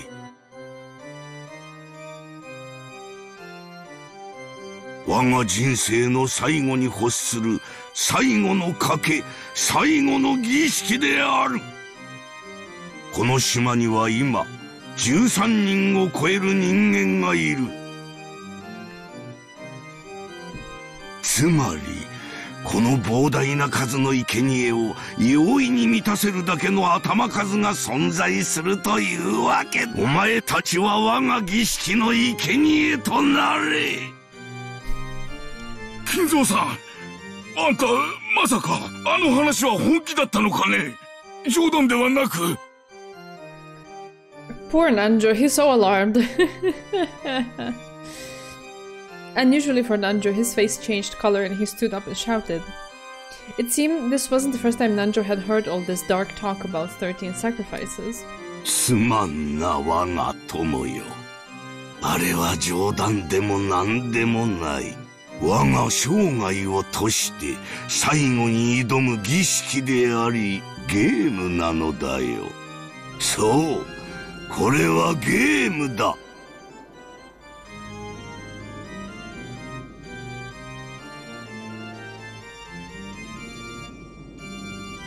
Nanjo looks so shocked. It's like being sacrificed by Kinzo for dark purposes is nothing new. You mean Kinzo talking about this is not new? But he's still shocked? I mean, probably he is probably shocked because he didn't take it so seriously. But yeah. Poor Nanjo. お前たちにとって我が財産を得て島を出ることがゴールならば、それを達する方法は2つしかない。13人の生贄から逃れ見事生き残り、今更ながら碑文の謎を解いて儀式を止めてみせるか。But I thought you said you're not gonna do that anymore. 私を殺しこの儀式を止めてみせるか。この2つしかない。 Right now it was no longer whispering among those gathered there, but uneasy commotion. Even the siblings had noticed that Kinzo was beginning to act abnormally. お父さん、少しお疲れなのでは。That's such an euphemism. 源氏さん、お父さんは少し酒を？いいえ、親方様はご明晰であらせられます。This is lucid, Kinzo. Okay. 悪いけど親父、何を言い出すのかさっぱりだぜ。親父が愛する魔女を蘇らせるためにどんな怪しげな儀式を追っ始めてもそりゃ自由だぜ。親父の趣味なんだからな。だがそいつに巻き込まれて生贄にされるのはまっぴらごめんだぜ。ルドルフ、お父様の話に口を挟む気？何言ってんだ姉貴。こんな物騒な話にはいそうですかでうなずけるわけねえだろ。 Was the ritual Kinzo had mentioned literally the frightening thing it seemed to be? Or was it some kind of test to choose his successor? It seemed that Rudolph had taken it at its disturbing face value, but Eva apparently still believed that it was something like a trial or examination to find the proper next head. Oh god, Eva. But Kinzo's response to this was clear. さて、私からの話は以上だ。異議も意見も何にも必要はない。4人の不出来なる息子たちがいたという私の夢が覚めるだけの話なのだ。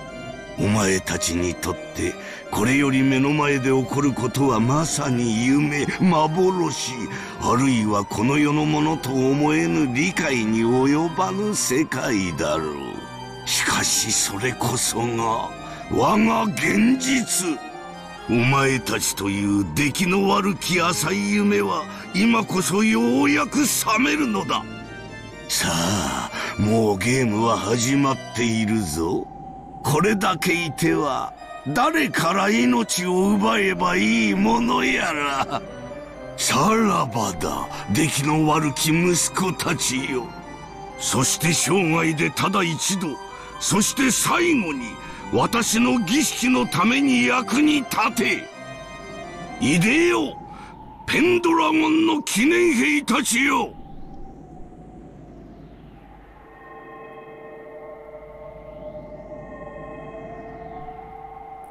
As Kinzo raised his arms high like an opera singer and yelled those words as though towards a packed audience,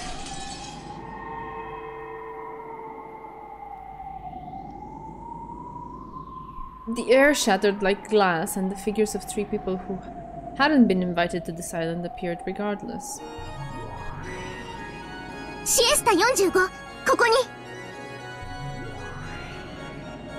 シエスタ410、ここに。シエスタ00、ここにであります。3 girls with bizarre forms suddenly appeared behind Kinzo. Some bunny girls. Oh yeah. The bunnies, yes! Their boss. Oh, okay. So Double O is their boss. Sorry, did I skip it? No, I didn't. I read it. Where from? When? Who? Who are they? Oh god, not them. Yes, them. The humans were thrown off balance and their minds went blank. And because they wasted time with such thoughts, they lost their last chance to survive. お前たちには6人の射殺を許可する。 Bunnies are love, bunnies are life. In this case, bunnies are death. 標的は自由だ。攻撃開始。自由射撃了解であります。良き標的に感謝。かっこ自由射撃開始。Bunnies are love, bunnies are death. Ay, ay, ay, ay, ay. 一番乗りだね。シャッハ。I forgot, how do we read her name? 410? I approve of the bunny cyclops. She looks very serious. Right, scratched the air with her finger, a golden bow appeared in empty space, and its string was pulled back. The golden arrow that had been ready there was fired off without any hesitation, flew around the room, leaving haphazard gold trails everywhere. And from among those sitting at the table of the family conference, it chose Natsuhi and pulverized the left half of her face. Oh, God. I do wonder how the author came up with these ideas murdering bunny girls. I mean, where did the murdering steak girls come first, right? I would ask that too. They're all girls in skimpy outfits murdering people. Poor Natsuhi always getting the short end of the stick. Yeah. To be fair of all of the adults, she's the one whose heart mine is more connected with. And yeah, it always hurts. Always hurts. I don't want to know how the stakes came to be. Okay. I'm happy not knowing. Ignorance is bliss sometimes. There we are. Flesh and deep red blood splattered all around, leaving a massive amount of deep red spatter marks on the relatives' face and the pure white tablecloth. There was silence. Despite the massive number of deep red blotches left on the tablecloth, even still, no one could understand why Natsuhi's head was half smashed, nor why she was hanging her head as though she had dozed off in her chair, and they watched these events in silence. Those sitting on the right-hand side from Natsuhi were silent for a relatively long time. Those sitting on her left were not, because the people sitting on that side had been shown how her head had been smashed open like a watermelon or pomegranate and could even see inside her. Okay. Okay. まずは一人、夏日か。最後まで運のない女だ。次。WO、射撃。I prefer Goda 7 stakes. Good one, good one. In the same way, 00 scratched the empty air to ready her bow, ready her bow, and fired.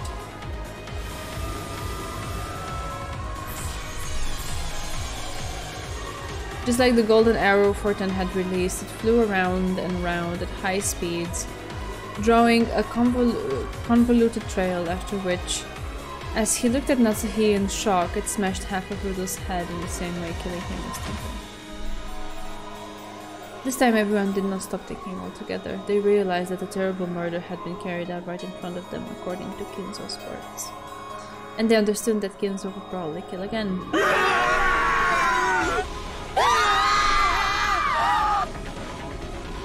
Shrill screams burst out. Even now, they still didn't know what to do. So they could only keep screaming and flapping their wide open mouths like goldfish. お父様、これは何の真似です。アホ、はよ逃げるや。 Yeah, at least Hideyoshi has a little bit of composure in moments like these. As Eva asked Kinzo that in total shock, Hideyoshi, who had come to his senses and risen from his chair faster than anyone else, pulled at her arm from behind. We joked about Nanjo Triche and Goda Triche for too long now. Kinzo Triche is real, what have we done? I mean, I would never put it past Kinzo though, so it's not necessarily that big of a surprise.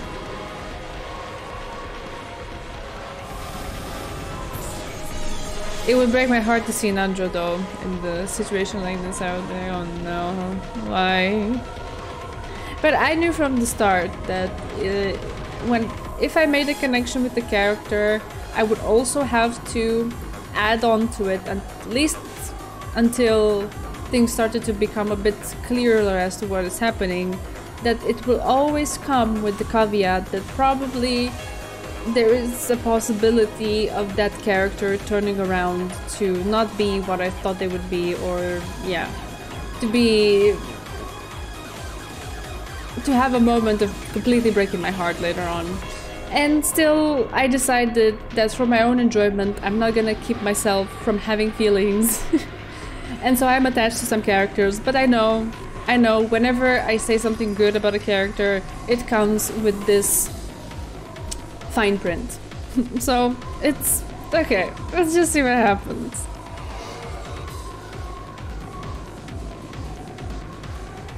Are we getting close to the best Umineko song? Hype, okay, sure. My favorite Umineko musics are usually the credits ones because of the lyrics. I love reading and overthinking them. Oh, I see.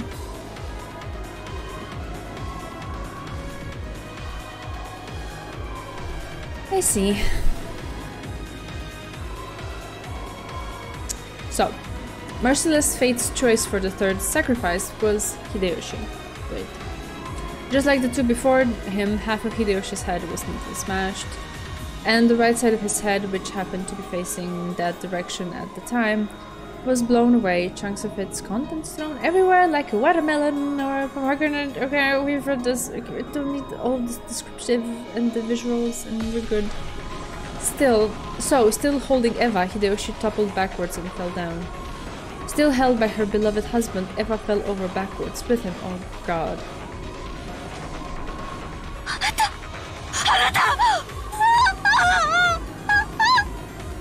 Eva screamed. And who could blame her? The face she had been looking for had been half lost. And the crushed skull, the squelchy exposed brain, and the crushed jaw were all there. 45着弾命中。見事だ。続けて撃て。残りは3人であるぞ。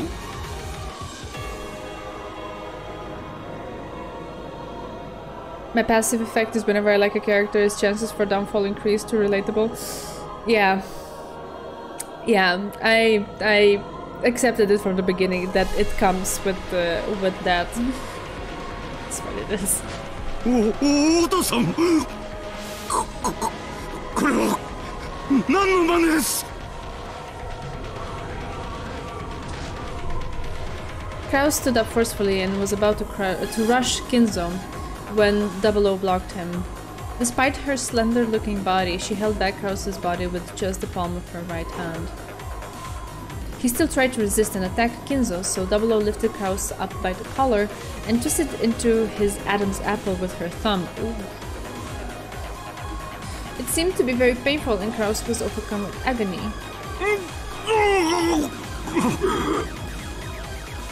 みんな逃げろ。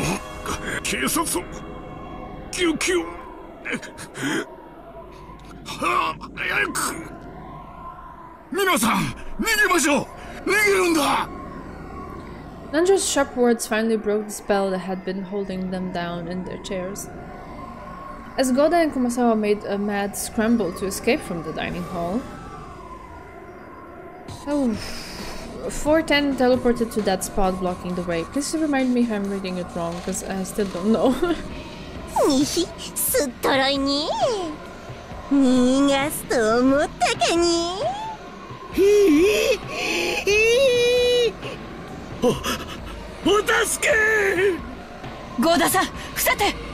Yeah, thank you, Pizza.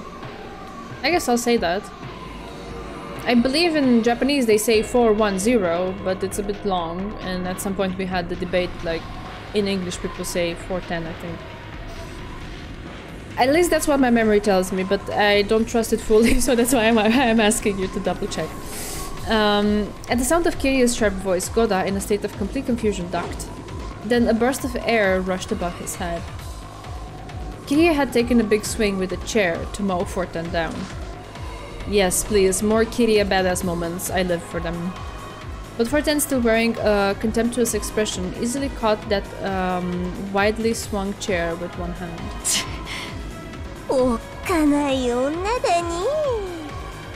Yeah, from the adults also Kirya is pretty dope.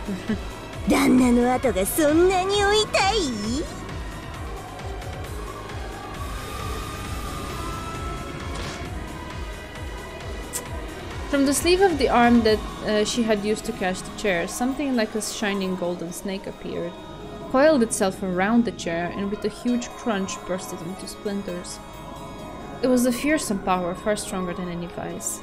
When Kirya realized that the being in front of her, which looked like a girl, was actually a being that surpassed human knowledge, and which a human could not even begin to oppose, her head was filled with a great alarm bell that welled up from inside her. Even with a scene like this before their eyes, Genji, Shannon, and Kanon, the servants permitted to wear the one-winged eagle, continued to stand calmly at attention by the wall, making them look very bizarre and eerie. For an instant, Kirya thought that the source of their calmness was that they were with the enemy, and had been guaranteed that they wouldn't be killed. No, that's not it.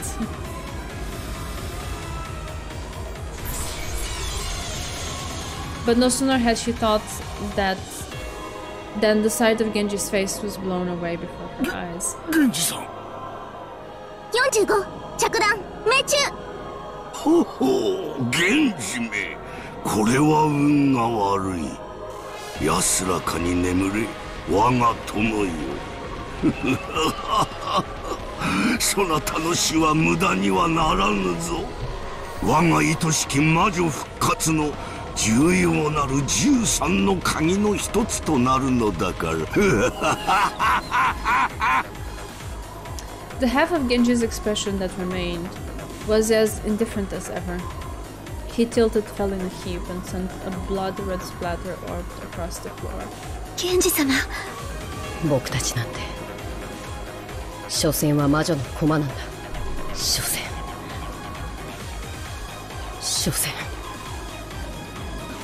From the meek and frustrated, no, resigned expressions on Shannon and Kanon's faces, you couldn't feel any naive expectation that they would be saved. That's right. Kinzo was, in the truest sense, carrying out these murders at random. But Kinzo, who will make you drinks for the rest of the night? I guess he's just gonna pour the bottle down his throat. He doesn't need that.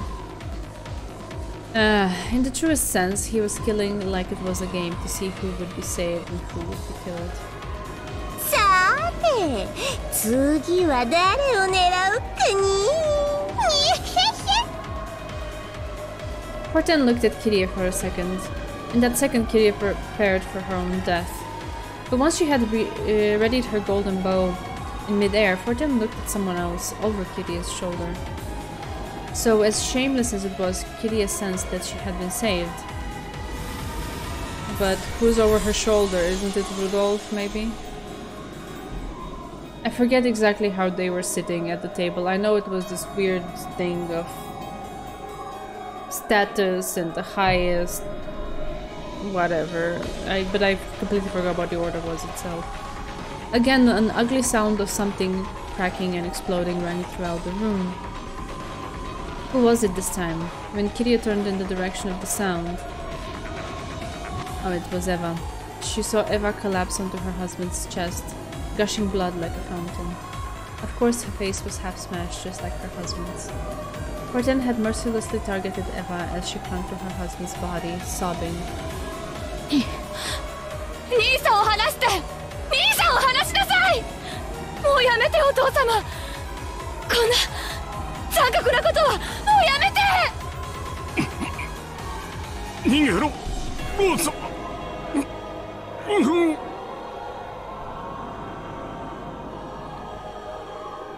One thing to note, regardless of how unreal, fantastical, you know, brown tube trial-esque scene this is, when this starts happening, everyone's instinctive reaction is to tell the others to run. Not to think of themselves and run and screw the others. But their instinctive first thought is to tell the others to run. Or to, you know, say something about what's happening to them, like Rosa now is trying to say something on behalf of Kraus. I think that says something. Yes, exactly. But at the very minimum, they are thinking of the others. And they are thinking of wanting them to escape the situation. Very minimum. Or actually doing something, right? Or standing up to Kinzo. I think that says something. And that's actually quite sad, because it does highlight that they do have sibling bonds, and that they do care about each other. But it's all of the other layers on top of, like, their rivalry, the whole thing of the family, the inheritance, their money problems, their just, like, lives in general, that jaded them and pushed them to a point where they're kind of turning against each other. But when it matters the most, all of that just vanishes, doesn't it? Something to think about. Rosa's protestations weren't reaching Kinzo as he continued to laugh loudly in the blood-splattered dining hall. And nor was she able to lessen Kraus's pain as 00 lifted him up by the collar. So Rosa had no choice but to use force. She raised one of the chairs beside her over her head and gave a warning. I'm too kind. I'm just noting on what's actually happening in front of my eyes.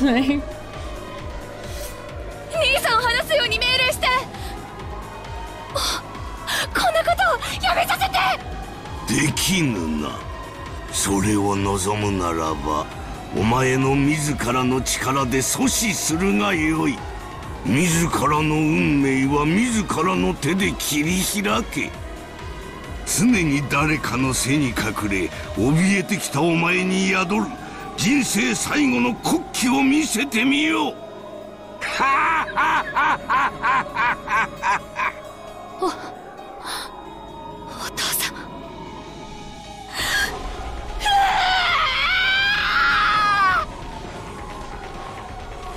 The chair that Rosal had lifted up swung down at the father who had reigned as a symbol of terror for her entire life. It was the greatest and final act of bravery and self-mastery in Rosa's life. Kinzo might have been right. If she had grasped that courage much sooner, her life might have been more free, unrestrained by anyone else.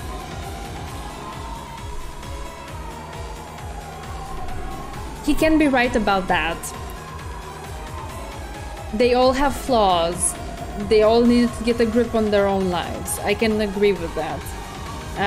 But to be like, hey, now that everyone is getting murdered around you, let's see you prove it, is like the most twisted, messed up, darkest, blah kind of thing ever. Like, yeah. I'm seeing the Ushiromiyas with love. Aww. I guess. I wasn't coming necessarily, ooh, I need to see them with love. It was just what came to me. So I just said it.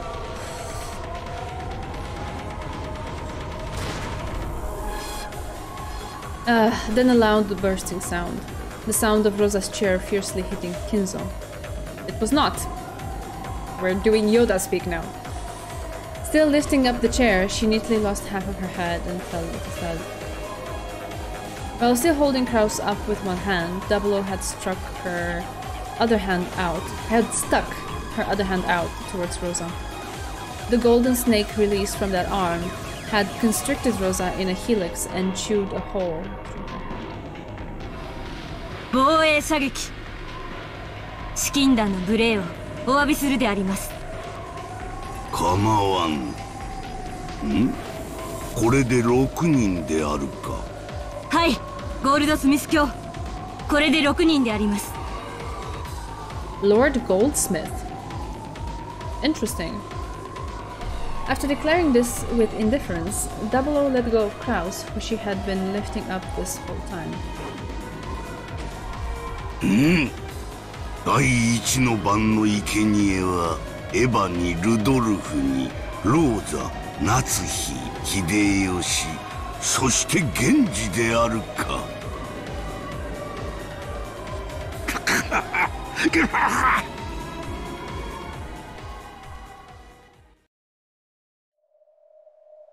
It was a massacre that happened in an instant. The interior of the dining hall was dirtied with blood spatter, and the 6 unlucky victims lay with their heads brutally exposed. What's gonna happen with the others who witnessed it, though? Usually whoever witnessed something died as well, or eventually soon after died before being able to tell anyone else.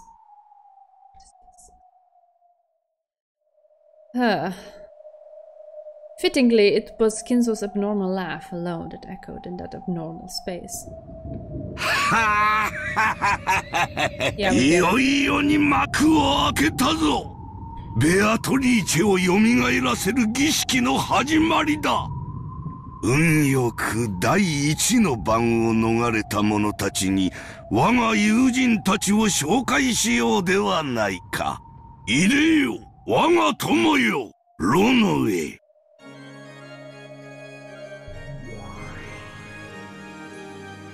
When Kinzo called Ronoe's names, the demon butler appeared out of thin air. Yeah, I know, Ronoe, hearts, cookies, I know. Bronoe, yes. I was expecting chat to, like, of the corner of my head to, like, start going crazy. Ronoe is here, yeah, he is here. Yeah, the demon butler appeared out of thin air, bowing deeply and respectfully. 皆様方、はじめまして。そして、ご無沙汰の皆様におかれましてはごきげんよう。これはまた派手に散らかされましたよって。よいわ。我が白昼夢のごとき日々を覚ますにはこの程度の刺激が必要だ。紹介しよう。我が友人であり頼れる執事であり72柱の大悪魔であるロの上だ。以後お見知りおき。 Just who was he aiming that introduction at? Kraus and Kirie, who were still down on their backsides, and Nanjo, and Goda and Kumasawa, could only look up in shock at this middle-aged gentleman who they had never met before. Only Shannon and Kanon seemed to recognize him, and they bowed deeply. 源氏には挨拶が叶いませんでしたか。せめて苦痛なく役目を終えられた。 I see that Ronoe is very much liked. It's interesting. I guess his you cannot what's the word? Resist his charm. That's the word.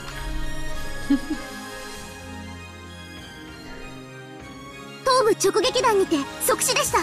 苦痛を味わう暇もありません。そうですか。結構です。続けて友を紹介しよう。 That's all. That's all you have to say about a man who dedicated his entire life serving and then who's like just dead on the floor gruesomely. Wait. いでよ、我が友ワルギリア。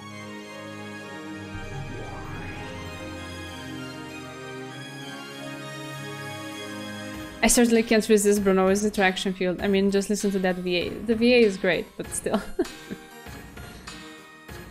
Once again, the figure of someone unknown to the relatives appeared out of thin air. Yay! She appeared in an elegant dress while greeting them gracefully. 召喚を感謝します、親方様。許されるならば、このような血生臭き場に呼び出されたくはありませんでしたが。こやつも紹介しよう。我が友であり、頼れる相談役でもある悪ギリアだ。偉大なる有限の魔女であるお前の力を我が儀式に借りたい。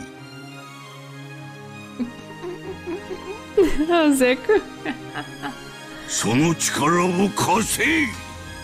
お断りしようにも、あなたの強力な召喚霊族下にある身ではそれも叶いません。御意に、親方様。それにしても恐ろしいお方だ。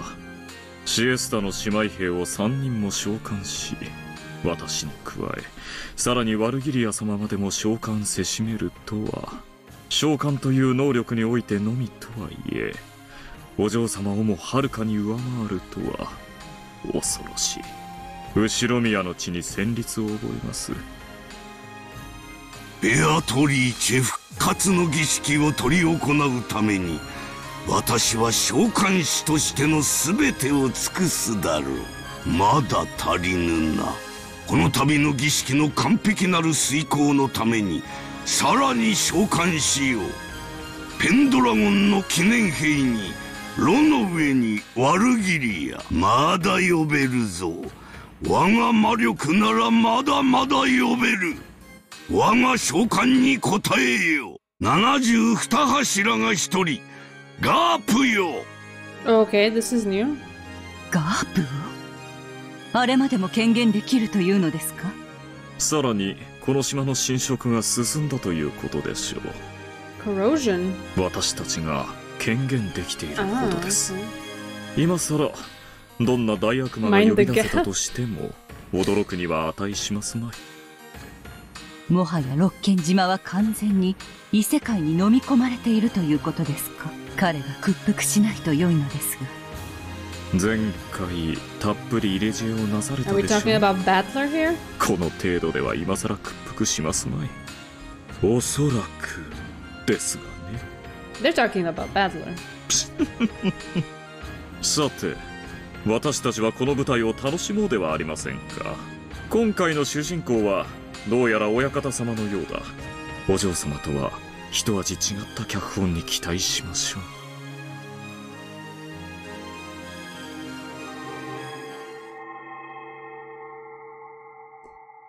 As Kinzo strongly concentrated his magical power, a pale blue light gathered in the air, twisted, and a magic circle began to be drawn with a deep red light. This is a new one, isn't it? Oh! Oh! Okay. Welcome to Horny Land. Oh, Lord. Then it shattered with a sound like glass, and a new demon could be seen there. Is this a variant of the Golden Sneer? Adapted? Ay, ay, ay. The trio is complete, alright. よくぞ我が呼びかけに応えた。I wonder how Gap wears that outfit. Ask the cosplayers. They probably figured something out.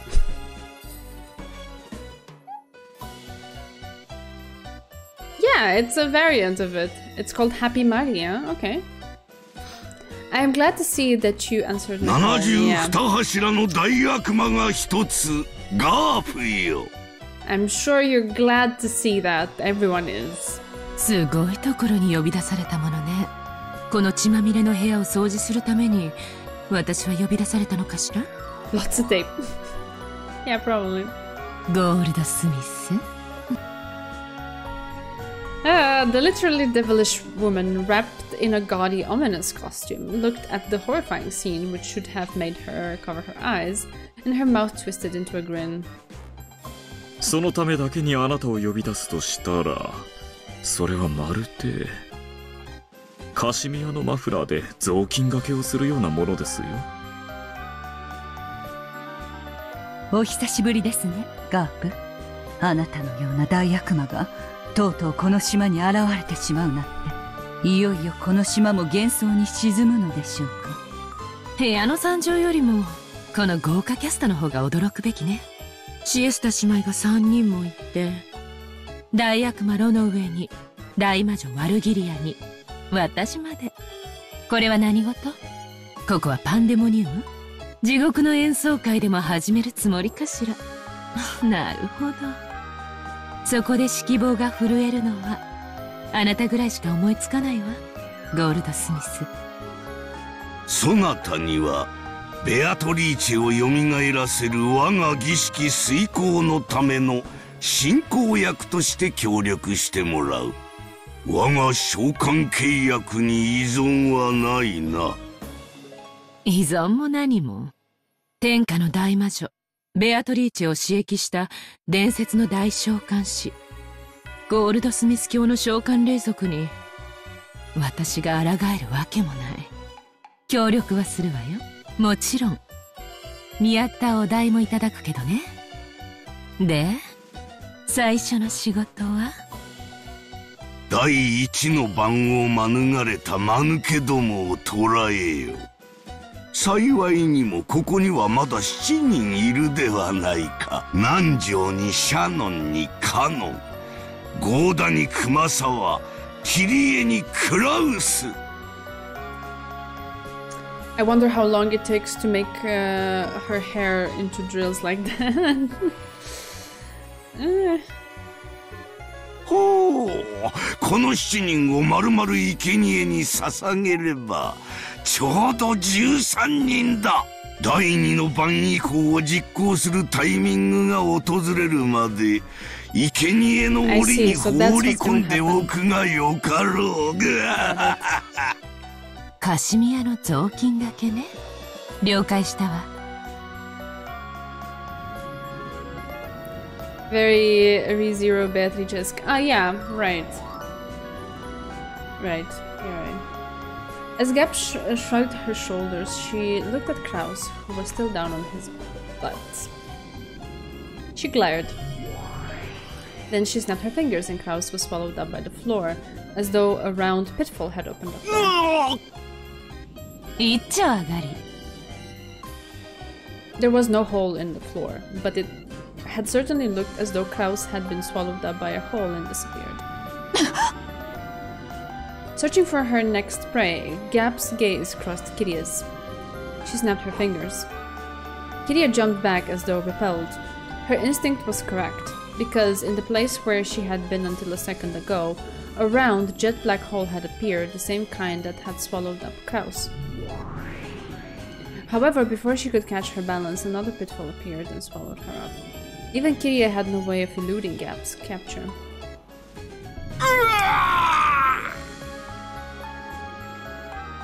With magic, she can do it in an instant. I guess that's a good answer too.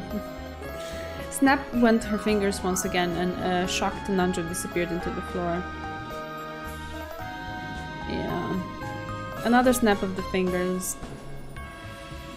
And Fortin let out a short yelp and jumped back. This time, a slightly larger pitfall had opened, taking in both Shannon and Kanon, who had been standing in the line by the door. But because she glitched them, I think. But because Fortin had jumped away from the door, the way was no longer blocked. Instinctively aware that they would be next, Goda dashed out through that door.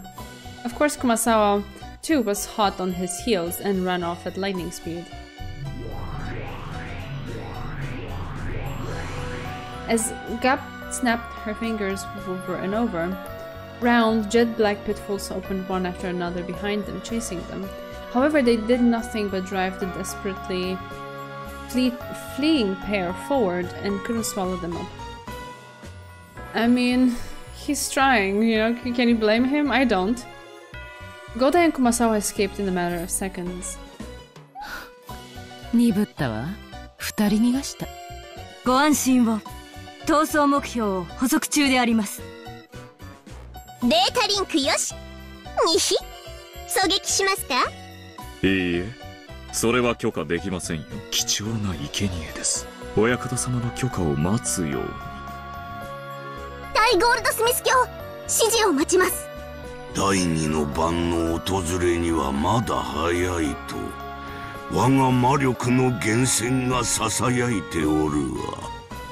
今はならぬ。好きにさせてやれ。どうせこの島からは逃げられぬわ。Oh, that's interesting. 親方様の魔力の源泉とはすなわちノイズとリスクと運試し。So they have witnessed this, and they're loose. I would be quite interested to see what kind of spin that would put in the story if they managed to group with the kids. Because we've never had witnesses stay alive before. I just want to know what that's like. Anyway. つまりは気まぐれというわけですか？そうとも言うかもしれぬ。ガープ、ご苦労であった。儀式はこのまま着実に進めよ。さて、それはそれとして、次は我が孫たちだ。次期当主たる資格があるかどうかを試す。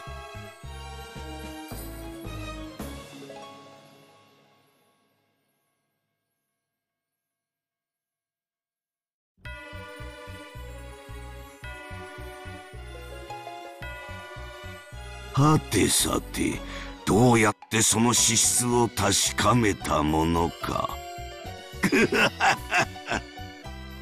その資格があると判断されたなら、ベアとの復活を断念されるおつもりで。And the chapter is very close, and the stream is very close too. I was just waiting for this to kind of wrap up. We had Goda, Genji, and Shannon in episode 2. I just feel like there wasn't a significant thing happen. Like, they maybe survived something, but then shortly after, they died anyway. And I feel like there was no significant grouping together of people who had not been there at all with people who had witnessed it, and then maybe some investigation coming out of that in terms of what's happening. I feel like that has not happened. I would be curious to see. I don't think I'm gonna get it though, so I'm not getting my hopes up, but you know, just saying, it's interesting, at least for the moment.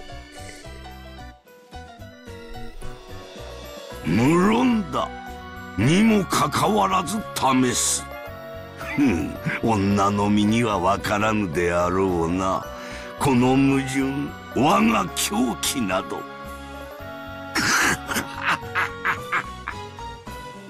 相変わらず男ってどこか変ね。リスクを遊ぶという概念わかりかねるわ。おやおや、あなたはそういうのが大好きかと思っておりましたが。もちろんよ。男に危険なリスクと一緒に恋をささやかれたらキュンキュンしちゃうわ。ただしイケメンに限る。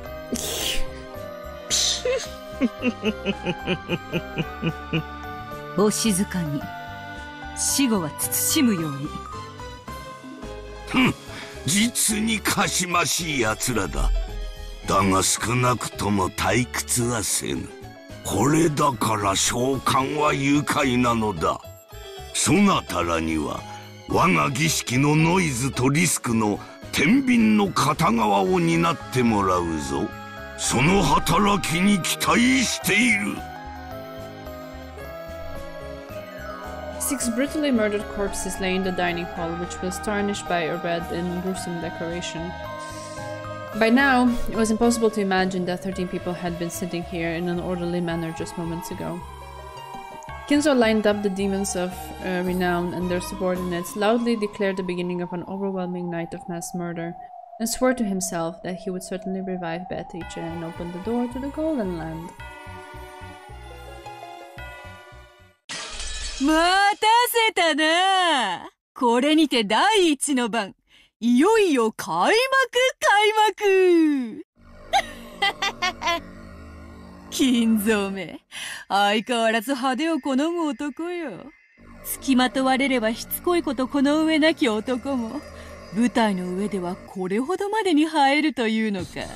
くそ、相変わらず黒い殺し方ばかりしやがって。頭部半壊だ。てめえら魔女ども悪魔どもの悪趣味には相変わらずうんざりさせられるぜ。Okay, let's see.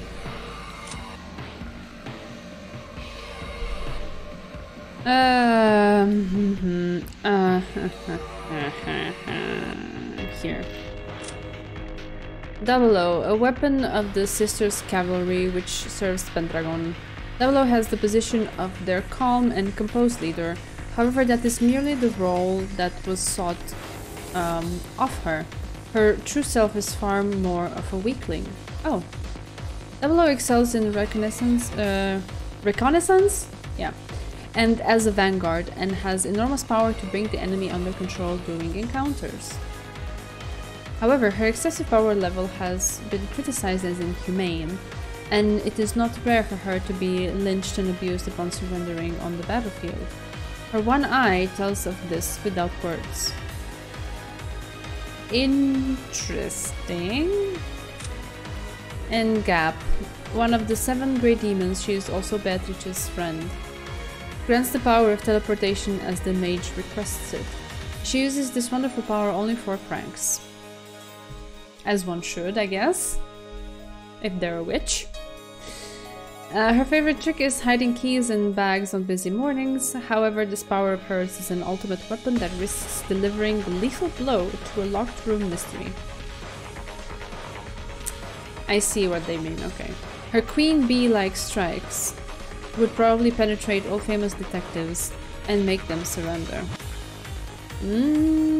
Sure. All famous detectives, but not our battler. I want to put my trust in our battler. In this side, we have Sakutaro. Maria Onechan's precious friend, very simple, warm and kind. His speech quirk is Uryu.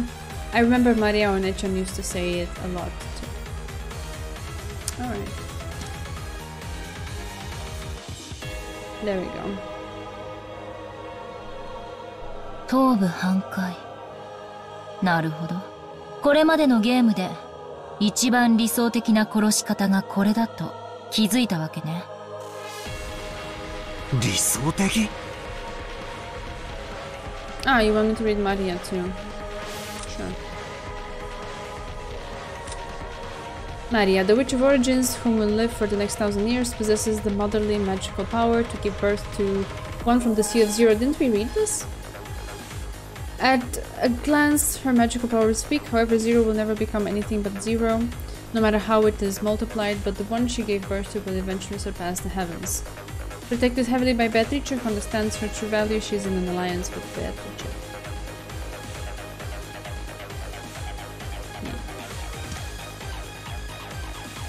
このひでえ殺し方がどう理想的だってんだ。実に理想的じゃない。一番最初のゲームを思い出してみるといい。お前はさっき登場しやがった新しい悪魔とかいうやつか。くそ、また魔女の侵食が進んでろくでもないやつが増えたというわけなのか。The more the witch's corrosion progresses, the more Rokkenjima tilts towards the other world. That's why strange people keep appearing one by one. This island is closed off by the typhoon, and not only can no humans leave it, but new humans can't appear either.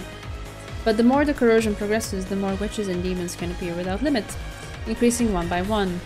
By now, perhaps there are more demons than humans among the characters appearing in this insane tale. Their numbers might be precisely the figure representing this mad corrosion. Yeah, I'm sure that's true. And not only are their numbers being affected by the corrosion, their fashion sense apparently is as well. Ah, the burn. If the corrosion advances any further and even more weird people appear, just what in the world will they be wearing? At some point it seems nothing. It's too scary for me to imagine. Seriously, give me a break. Please, no more of these weird ass people. そうはいかんぞ。まだまだ増やすぞ。人間どもの語るクローズドサークルなる間抜けなルールをわらわがいくらでも怪我してやろうぞ。よく来たな。我が優雅なるゲームへガープよ。お久しぶりね、リーチェ。リーチェ、alright, interesting way. How do the sleeves attach? Don't question it. It also seems to me that the gap is only on one side, so on the other side it seems like it's all like together one piece, and on this side probably they just attach at the top, and you could have like some sort of elastic thing to like keep it tight around the shoulder, whatever. お元気だった？というか随分元気そうじゃない。あなた若返った？私が知ってる頃より2、300歳は若々しいわ。ああ、なるほど。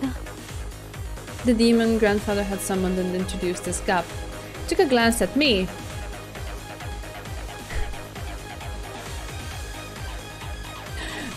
Meaning that Battler is the reason why Beatrice looks 200 or maybe 300 years younger? Okay. Took a glance at me and then grinned as though she'd figure something out on her own. Honestly, I felt that smile was repulsive. レアとの友人らしいな。ってことは、輪をかけてろくでもねえやつってわけだ。しかし、クローズドサークルがなんとかって言ってやがったが、どういう意味だ？今の六軒島のような外界から断絶された場所で起こる連続殺人ミステリーはクローズドサークルとも呼ばれるわ。外界からの断絶、つまりは閉じられた輪の世界というわけ。ゆえに登場人物と容疑者は限定されるのが一般的にもかかわらず、新しい容疑者候補が次々に輪の外から追加されていくのはミステリーの作法に反する。つまり人間とミステリーに対する魔女の冒涜ってつもりなんでしょうよ。あなたがグレーテル？なるほど。賢い子みたいね。そういう子は好きよ。舌が甘くてとろけるから。気色悪い。冗談は服だけにしておいて。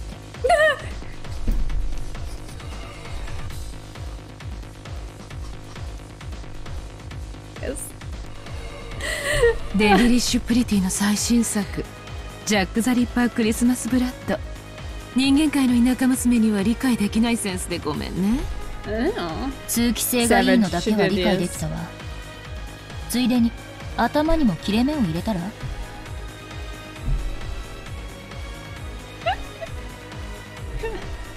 脳みその通気性も良くなるかもね。 I love her. ガープは魔界の流行にいつも敏感でな。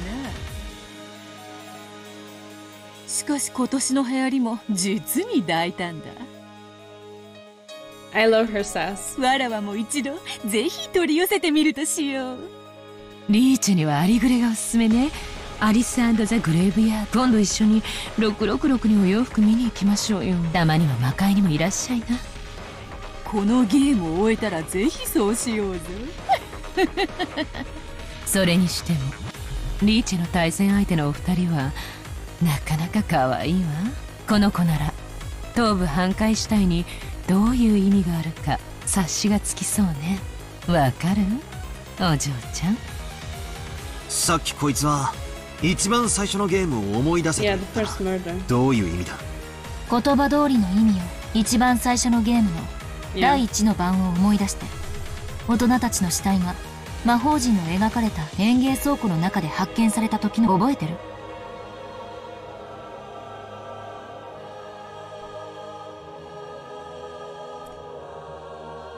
？Episode 1, The First Twilight. 6 people, Klaus, Rudolph, Kiria, Rosa, Shannon, and Goda, had died, and each of them had had their head pulverized. あの時、あそこには2種類の死体があったわ。それは、顔面を粉砕された死体と側面を粉砕された死体の2。そうだ、顔面粉砕はルドルフ、キリエ、ローズ、ゴーダの4人。側頭部粉砕はクラウス、シャノンの2人だ。わらわもあの時点では気まぐれに生み出した2種類の死体であったが、より残忍な死体である前者の方がわらわにとってむしろ不利であることに気づいた。We remember that you could potentially make the argument that it's not them, it's just a corpse that looks like them because they no longer have the face. ベアトにとって不利。そうか、そういうことか。Yeah, it's kind of late. I'm tired. I hoped it would end faster, but we're still here. That's right, the smashed faces might look atrocious, but they made it hard to confirm the identity of the person. For example, at that time, Uncle Kraus and Shannon-chan had their heads only half smashed. That itself was of course atrocious, but because half of their faces remained, it was easy to confirm their identity. I'll push through it, what can I do? But Dad and the other three were different. Because his face had been completely destroyed, even I, his son, could only guess that it had to have been Dad because of his clothes and the like. In short, it remained unclear until the end whether that really was Dad's corpse. 第1のゲームの時にも、もしも推理バトルが行われてたなら、俺は多分、親父たちの死体を本人確認不能のため、偽装死体の可能性もあると主張していたかもしれない。何しろ、あのゲームの時には、ベアとは一切赤での発言もしていない。お上手よ。それで正解。偽装死はミステリーの基本の一つ。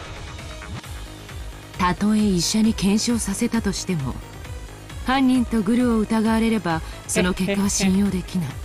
I know that reference. つまり確実な死を保証できない死体は常に魔女サイドを不利にするということ。あらゆる死体について偽装死を疑い、その後の事件の犯人に想定することができる。バトラの嫌う手だけど、魔女に対する最も初歩的な一手ね。ああ、そうだ。だからベアとは赤を使い出した。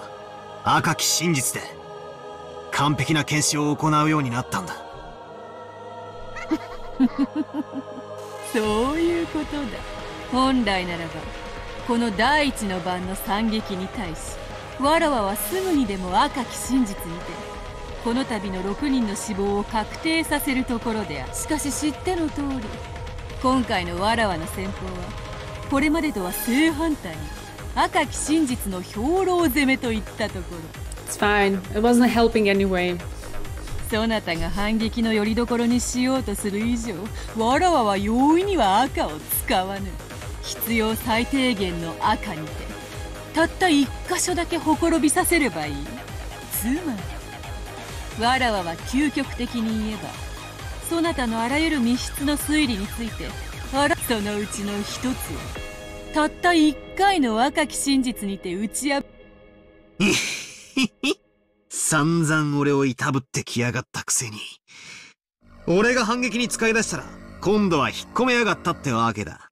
ふざけやがってよ。とにかく赤を使いたくない。けっちりたい。バトラをいじめてやりたい。しかし赤を使わずに確実なる死を保証するにはどうすればよいのか。わらわは悩みに悩んだわけだ。そのアイデアをガープがくれた。Why do you want to bully Battler? No, Battler is precious and we must protect him. 実に簡単な方法だったのだ。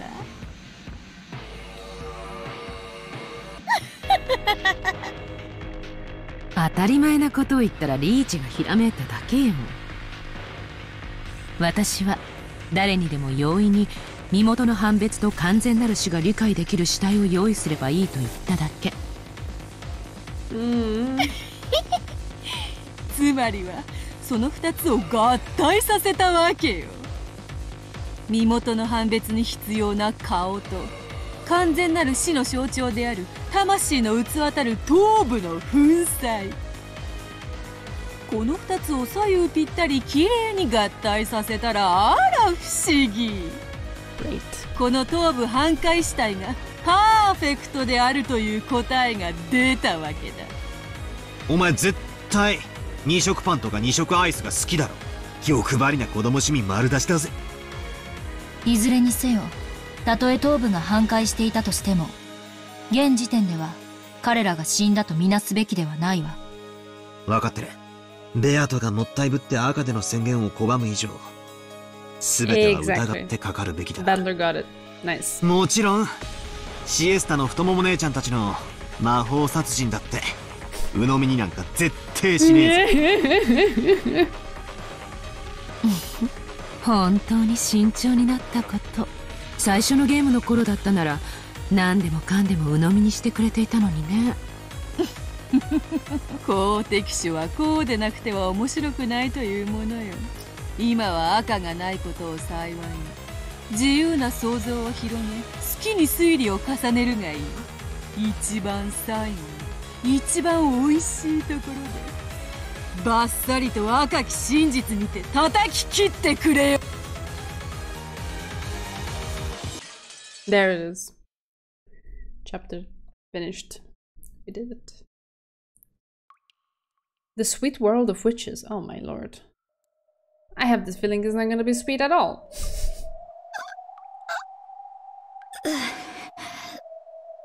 Oh my god, okay. Rosa, interesting.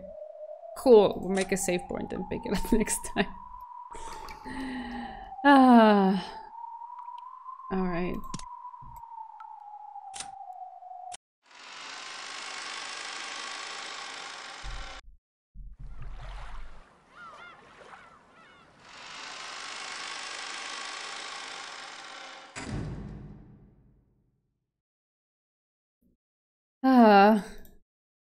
Tiredness. Here I am.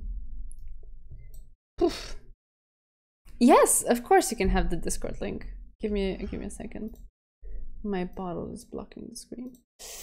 I invite people.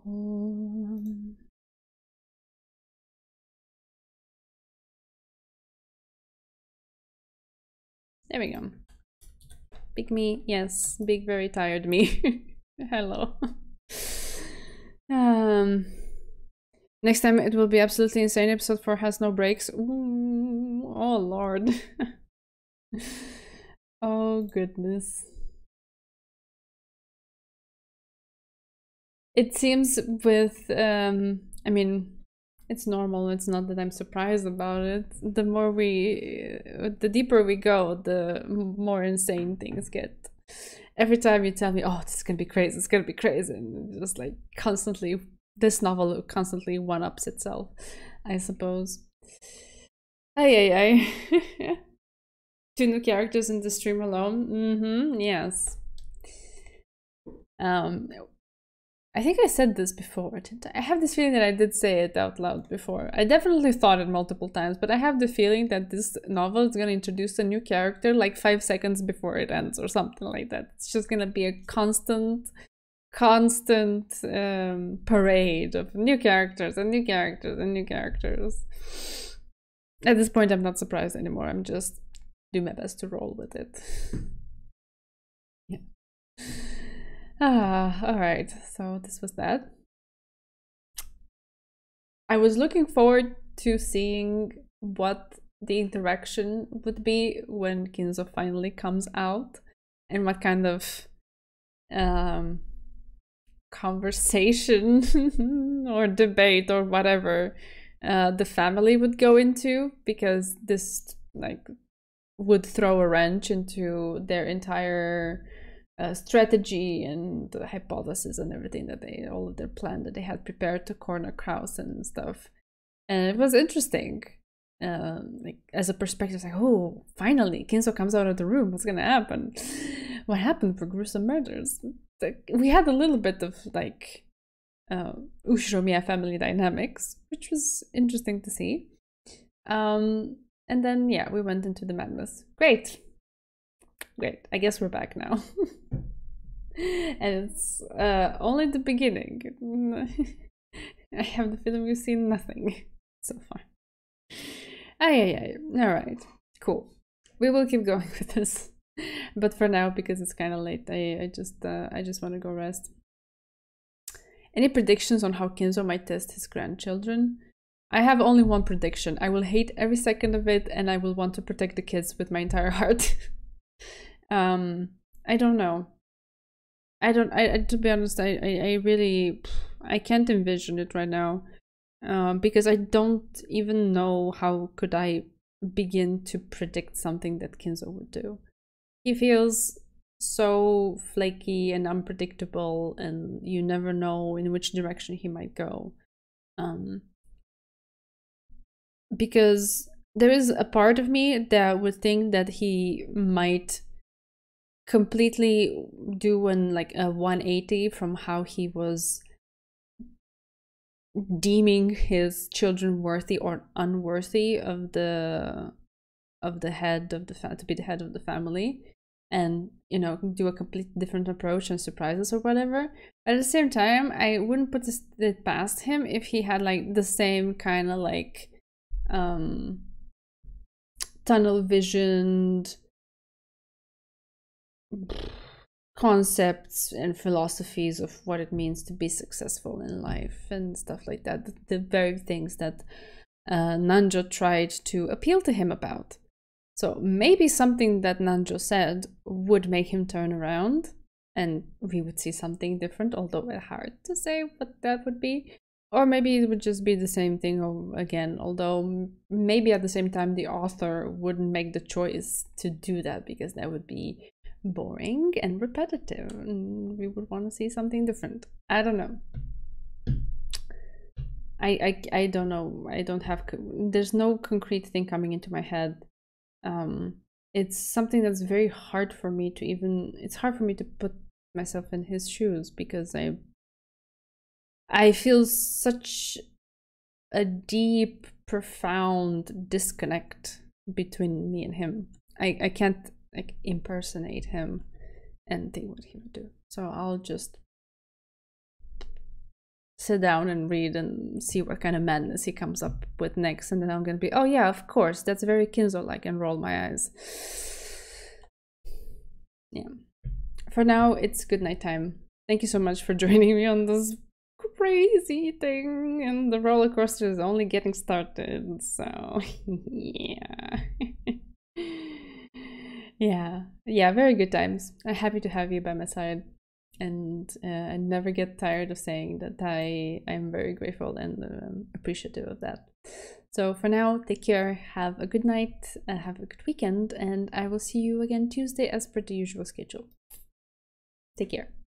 Love you all. Bye bye.